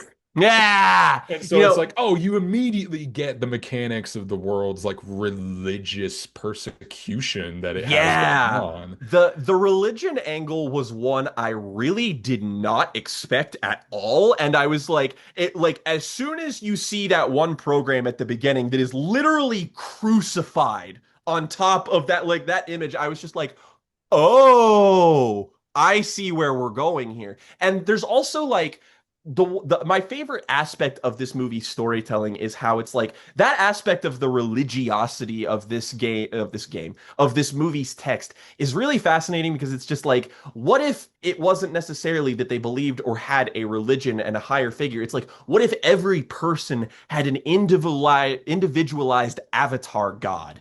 And like how they reckon with that, like that to me is a really interesting and unique concept that I really haven't seen explored elsewhere. But the way in which I understood this was I was like, I know what this is to Jen. This was to you what the Matrix sequels were to me as a child. And Oh, you're that so there's right. there's so much connective tissue between these things. I mean, obviously them being like such pinnacle pieces of sci-fi, but like, the idea of the users and like the other world and corporate like espionage and shit, like all of those things are more or less here. And even in the sense of like Clue and Tron and Smith, like there's a lot of There's a parallels lot of here. overlap. Yeah. Definitely. And that, like, if I looked at it through that lens, I was like, oh, I'm very easily able to understand what this is putting down.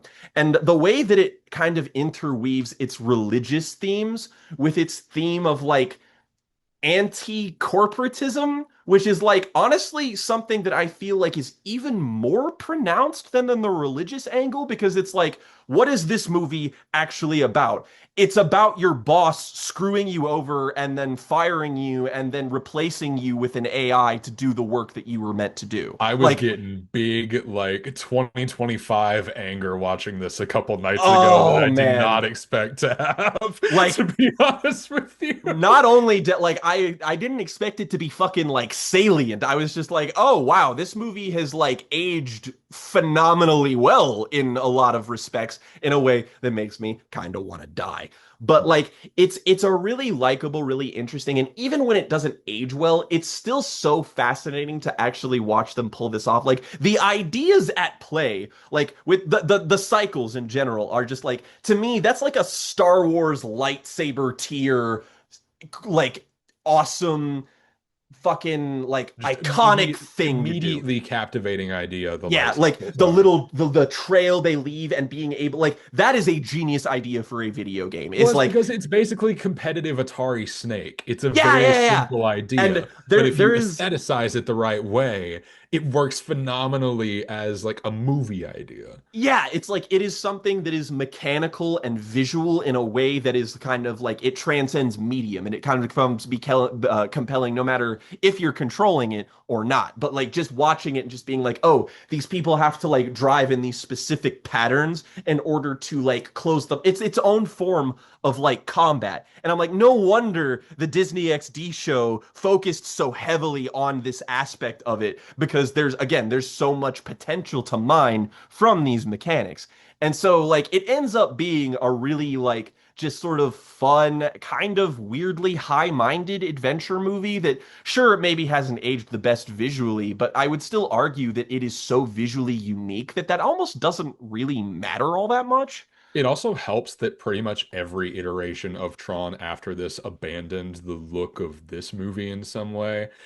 I Well, used to like be a little bit sore on that, but in retrospect, I kind of appreciate it because it keeps that movie in its own little pocket oh yeah. aesthetic, right? Because even the very first like secondary media for Tron, which would have been the video game Tron 2.0 was the first like real attempt Hmm. at creating a narrative experience out of all this after the first movie. Even that is like, no, Tron has advanced, it looks different now, da da da da da. And so even as this franchise continues to move forward, it getting away from this movie's look kind of adds to it in retrospect. Well, I mean, even in retrospect, like, and let me just say, like, I really dug the original Tron in a way I was just like, I am very pleasantly surprised. But the one I was really looking forward to was Tron Legacy. And the reason why is because, again, this is a movie that people in our age group who, who like those redheaded stepchild 90s Disney movies that are a little weird,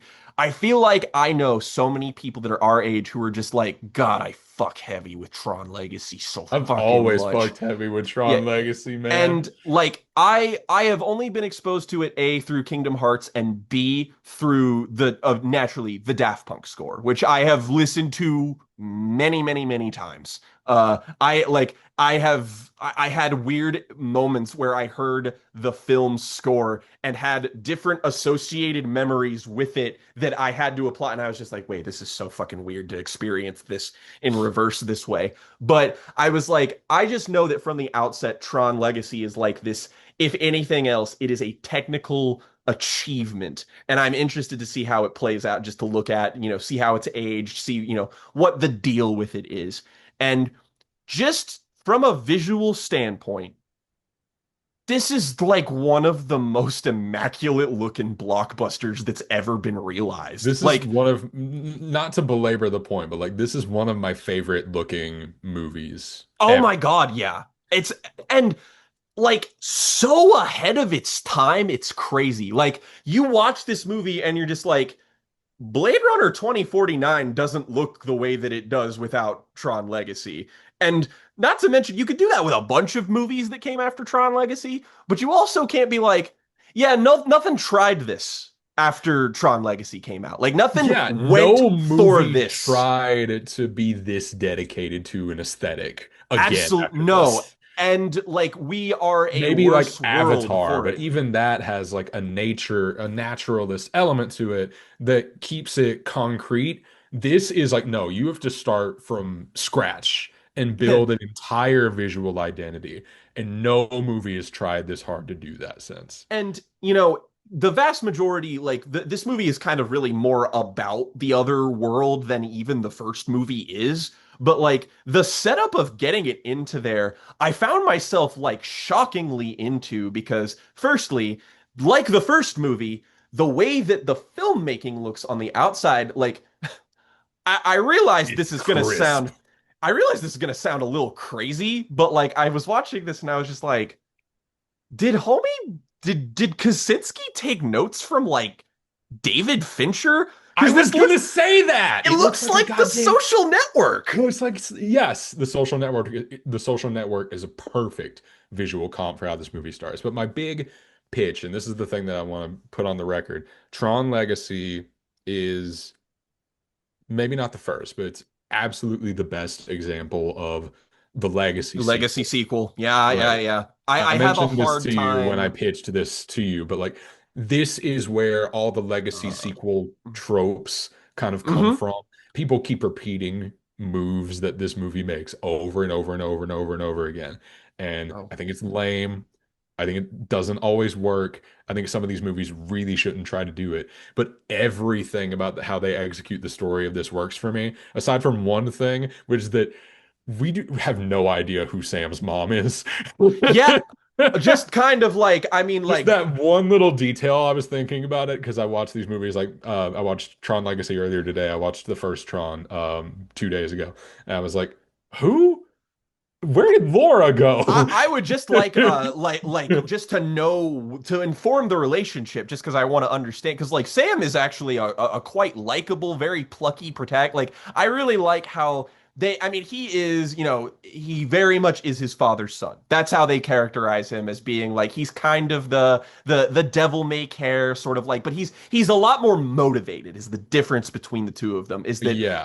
his He has dad. he has motive, he has determination. He's just not speaking the language all these corporate guys are speaking. Which is inherently just a really good way to get the audience on the side of the hero, is that it's just like, naturally, I don't fucking give a shit about all these people with the corporate bibble babble nonsense shit. It's just like, you all suck, you're lame, and you are the villains in this movie, and you're the villains in real life also. So naturally, I just want to see this dude win. I want to see him succeed, and I want to see him solve, I mean, like, because this is, at the end of the day, at its core, a mystery to find out what the fuck happened, because there's an entire movie's worth of history that did take place between Tron and Tron Legacy. And that's honestly like the kind of secret sauce of what makes this good, is that lots of Legacy sequels, what'll happen is that just like in between the source material and when they're rebooting it, is all incidental information that you just kind of Right. pick up with. Like, it's the one problem I really have with something like The Force Awakens, for instance, where it's just like, I feel like we missed a substantial amount of development in this universe that we're kind of taking for granted now that like the First Order is back, question mark, or did they ever go away, I or was say like the it, first order has been established. How the fuck did the world get this way? yeah, and it's like, but what this smartly does is that it's just like there is an invisible movie that happened in between these two movies that is told to us in retrospect as we find out more about these characters within the movie, which I think is very smart. Like, there is a core central point of failure that is very important, that informs everything that happens after it, and Yeah, that's you the put it mystery that perfectly. There's like involves. a whole movie's worth of drama that happens in between that sets up the conflict of this one. And just before I move on here, I just need to point out that I did just check to see who the cinematographer of this film was, and lo and behold, he worked with David Fincher.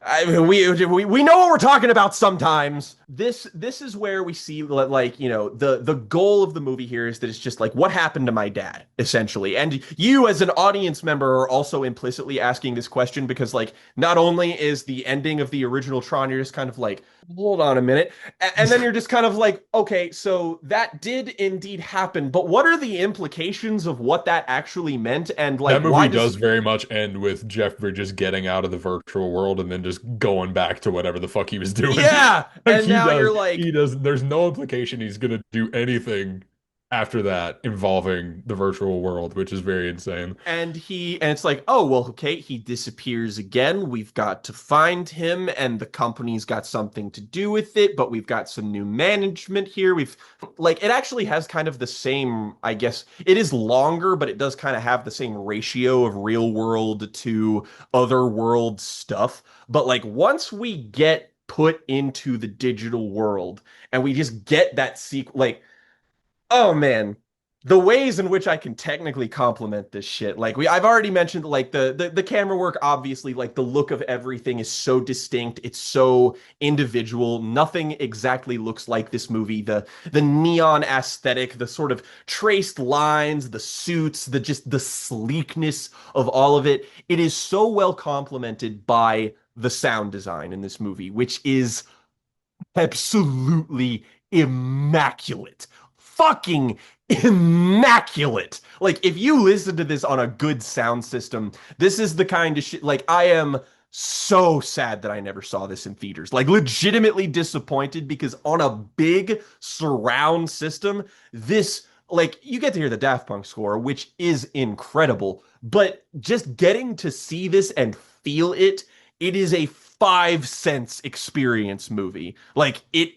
really goes out of its way to feel immersive, in a same way that something like The Matrix goes out of its way to also, steep you in that visual immersion. But the thing is with The Matrix is that the one kind of hot take that I get taken to task with all of my friends for is that, like, with the exception of the first movie, I think the Matrix sequels are ugly. Like, I get that the point is that the Matrix is like, it's greener because there's more authoritarian control, yada yada. It doesn't make it more interesting to look at. I still think the freeway fight sequence is great, but like, please God, take the saturation off of the color just a tiny bit so that it looks less like everyone has jaundice. In this movie, on the other hand, it's just like everything is marvelous, but it's like the way the camera moves in this is crazy shit. Like I Yeah, in am so many shots of the original Tron, just because they literally could not do it and make the mm-mm. effects work. The camera is completely still, which is fine. The scenes in the real world have a nice visual symmetry with that. A lot of the shots in the real world are also still shot tripod stuff. But this movie, oh man, this camera is all over the place.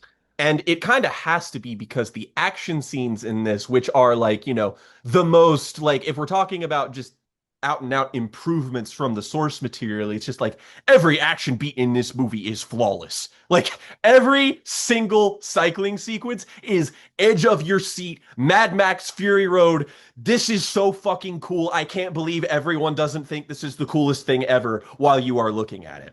And I like the Kingdom Hearts levels undersold to me how visually appealing and sleek and how unbelievably well edited every action sequence in this movie ends up being. Like this is Yes. like not only is it edge of your seat stuff, like there is edits that combine with camera work that like I'm gonna pull a you from the last arc when you're just like this movie has edits that give me a boner. Like I will be watching shit and then so like the way that this is able to cut between like it always I don't think there is a scene in this movie where like only one thing is happening. I know that I sounds hear like a you. weird No, like I hear exactly what you're the saying. it's that this movie is able to cross cut with the absolute fearlessness that you would find from like legitimate directorial auteurs. This is a movie that is able to tell its story so economically that even if it's a little weird once we start getting into like the specific motivations of some characters that like I feel like I need to watch this movie again honestly just because there is a point and like not You little can over describe halfway. it in detail. It's Well, okay. Tell me what you're well, talking about. well, 60% of the way through this movie, when we start finding out a little bit more about the motivations of Jeff Bridges, when we start finding out more about Tron, when we start finding out more about like Olivia, I hold on, I need to stop myself and just say that like Olivia Wilde. Cora? Olivia Wilde. Oh my God. Like this woman, very attractive woman, this character in this movie is so fucking awesome. Like every time like the what are the little circles called? The Discs. little are they just called discs? Yeah.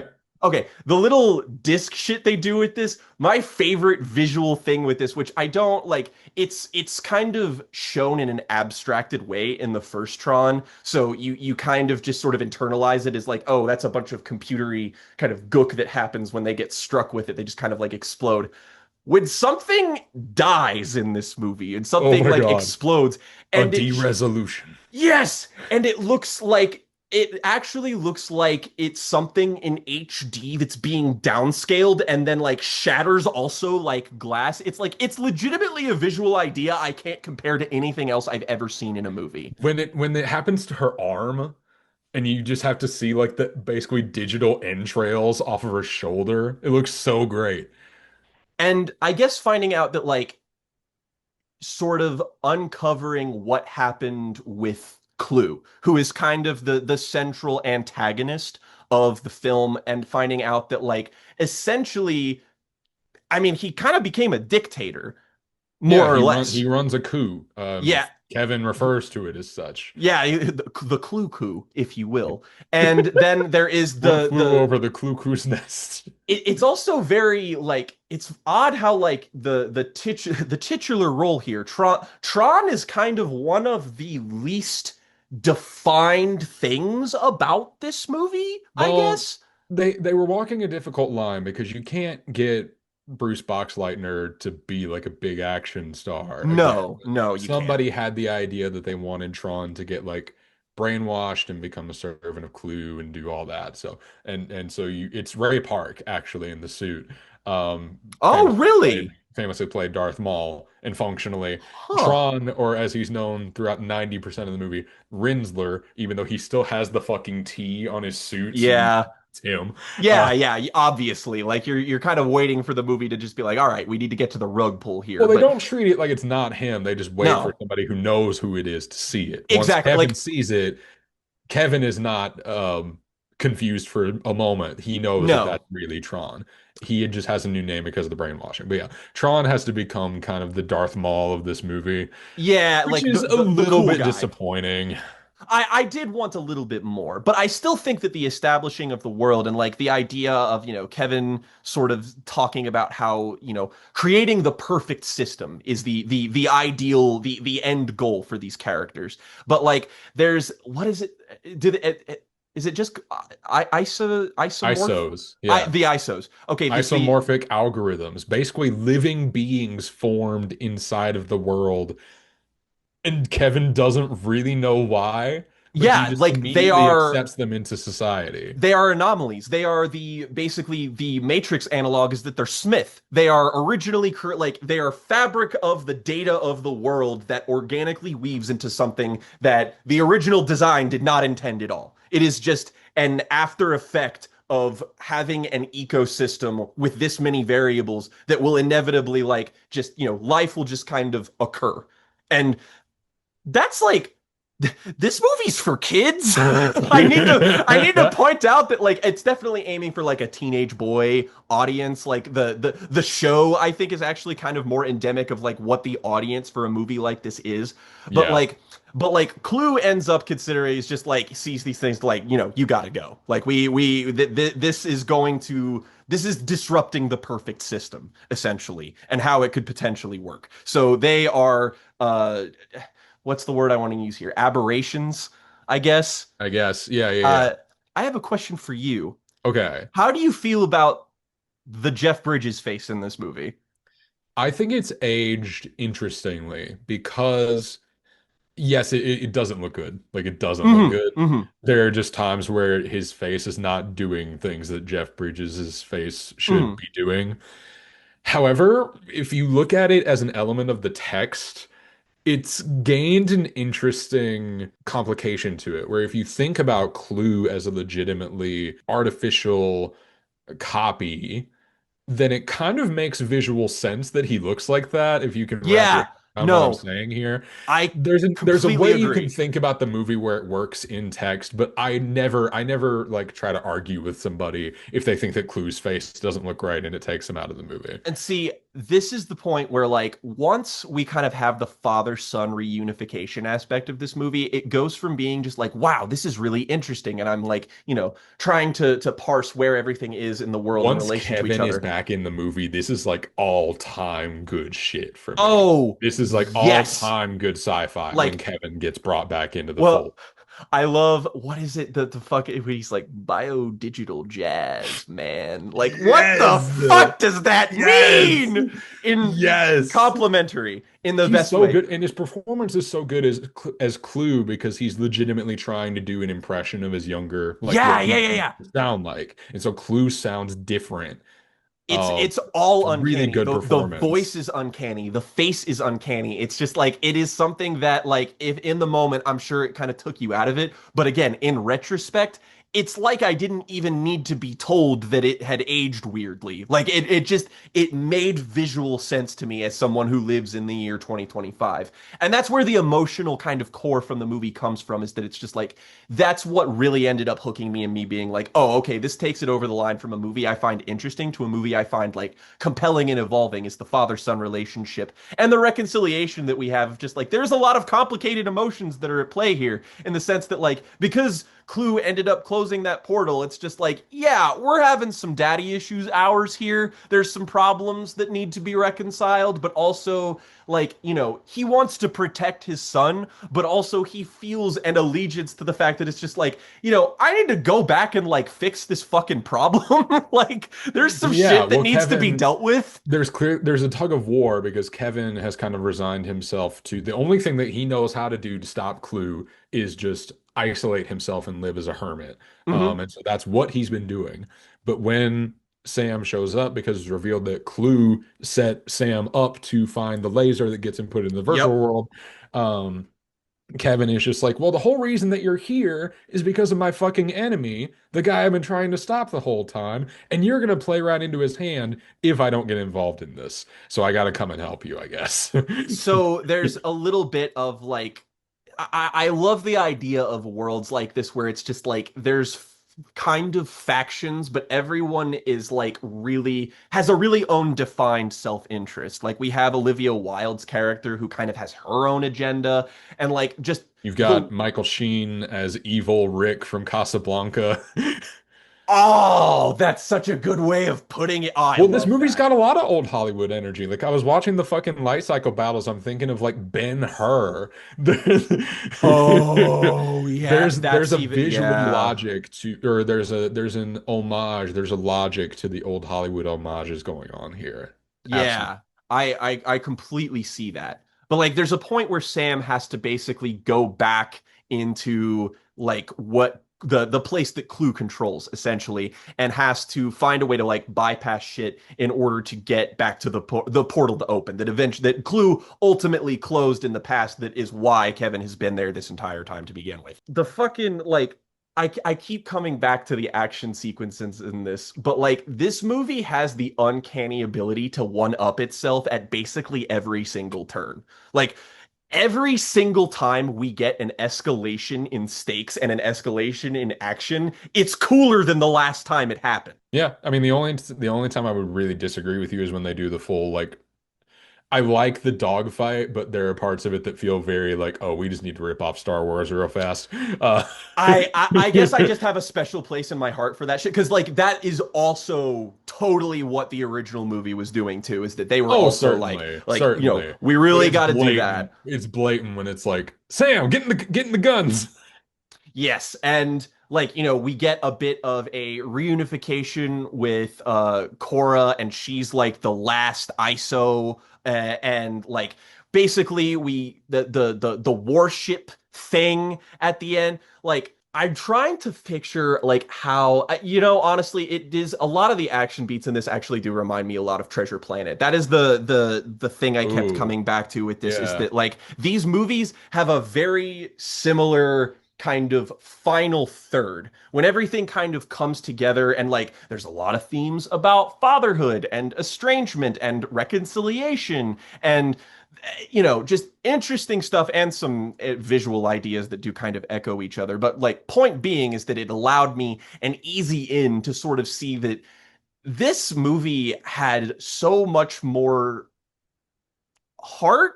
I know that sounds kind of silly to say, but it's No, just like that's I exactly how I feel. I did not expect to be kind of moved.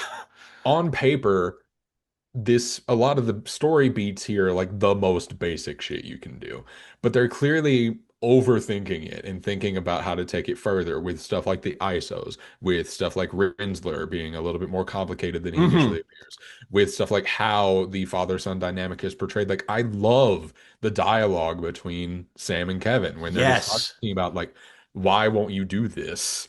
It all gels, it all works. It's a great meat and potatoes blockbuster that has amazing visual composition and enough of those, like kind of like what you said in the first movie, enough of those like weird ideas that don't 100% come together that just take it to a whole nother level for me because I think everything about this movie works. I also really like, I mean, the resolution and the kind of final sacrifice of the narrative. It's like the fact that Kevin is the kind of person that he is and kind of steps up to the plate to do this is like it makes this whole beat way more meaningful than I feel like it could be. It's just like, this is a very standard, the patriarchal figure sacrifices himself to save his child. But at the same time, it's just like he's still a guy who fundamentally has been kind of kept in a state of arrested development for his entire life. Because like he's still kind of a jerk ass younger kid at heart. Like he's still that same person he Yeah, was that little in the that little first younger movie. Kevin comes out every now and again. And so when he does finally have to, like, he abandons the sort of stagnant existence that he was within and does have to finally step up to the plate and, be a dad and also, save the world. But like, it actually means that these two movies that came out fucking 30 years apart from each other actually inform each other in a way that I think makes the emotional core of this feel way more robust than it could have. I was expecting a movie that kind of just used the first movie as a jumping off point, but instead it's just like, no, I kind of feel like it's fully necessary to grasp what the whole character arc of what happens is. And that's also why subsequently watching this is just like, man, I really don't give a fuck about what they do in Tron Ares. Like just like this Let's is a say the best idea they've had is casting Evan Peters as a secret third Dillinger.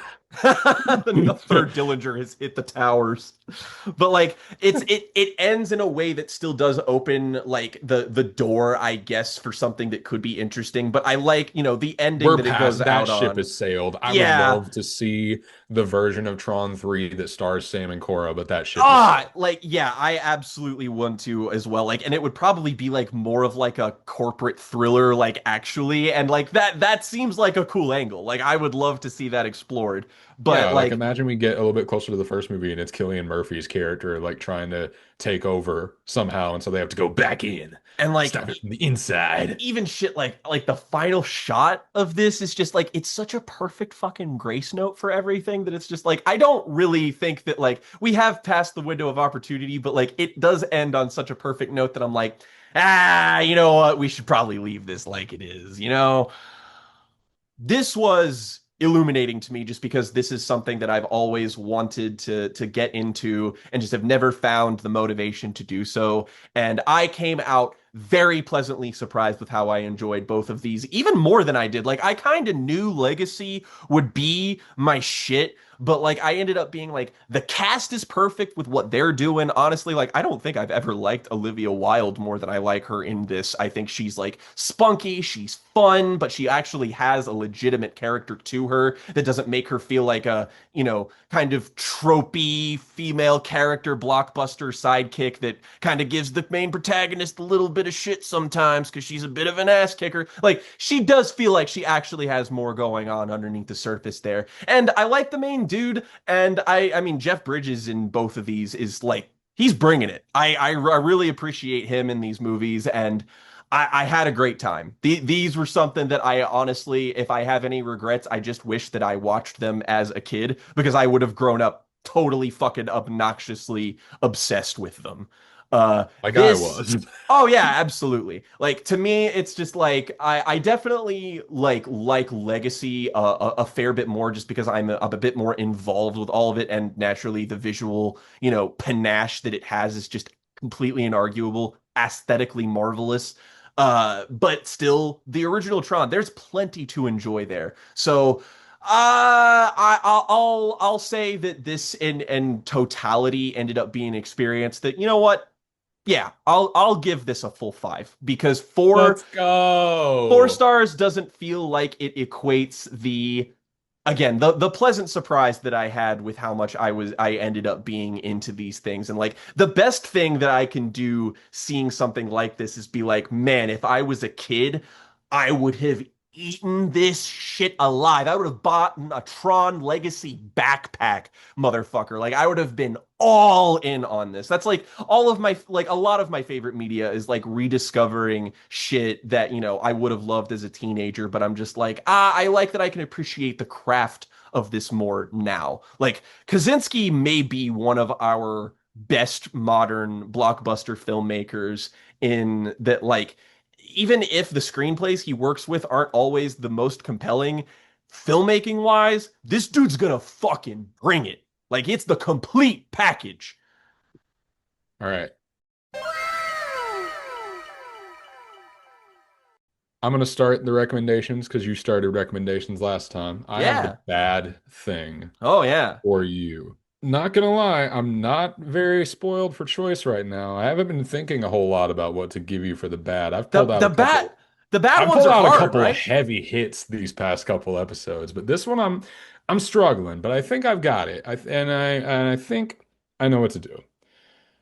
To talk about a genre of music that maybe we have a little bit more familiarity with and a bit more ability to discuss at length than most of our peers who would simply just like look at something and shit on it. We're going to listen to a new album by a guy named Forrest Frank called The Child of God 2.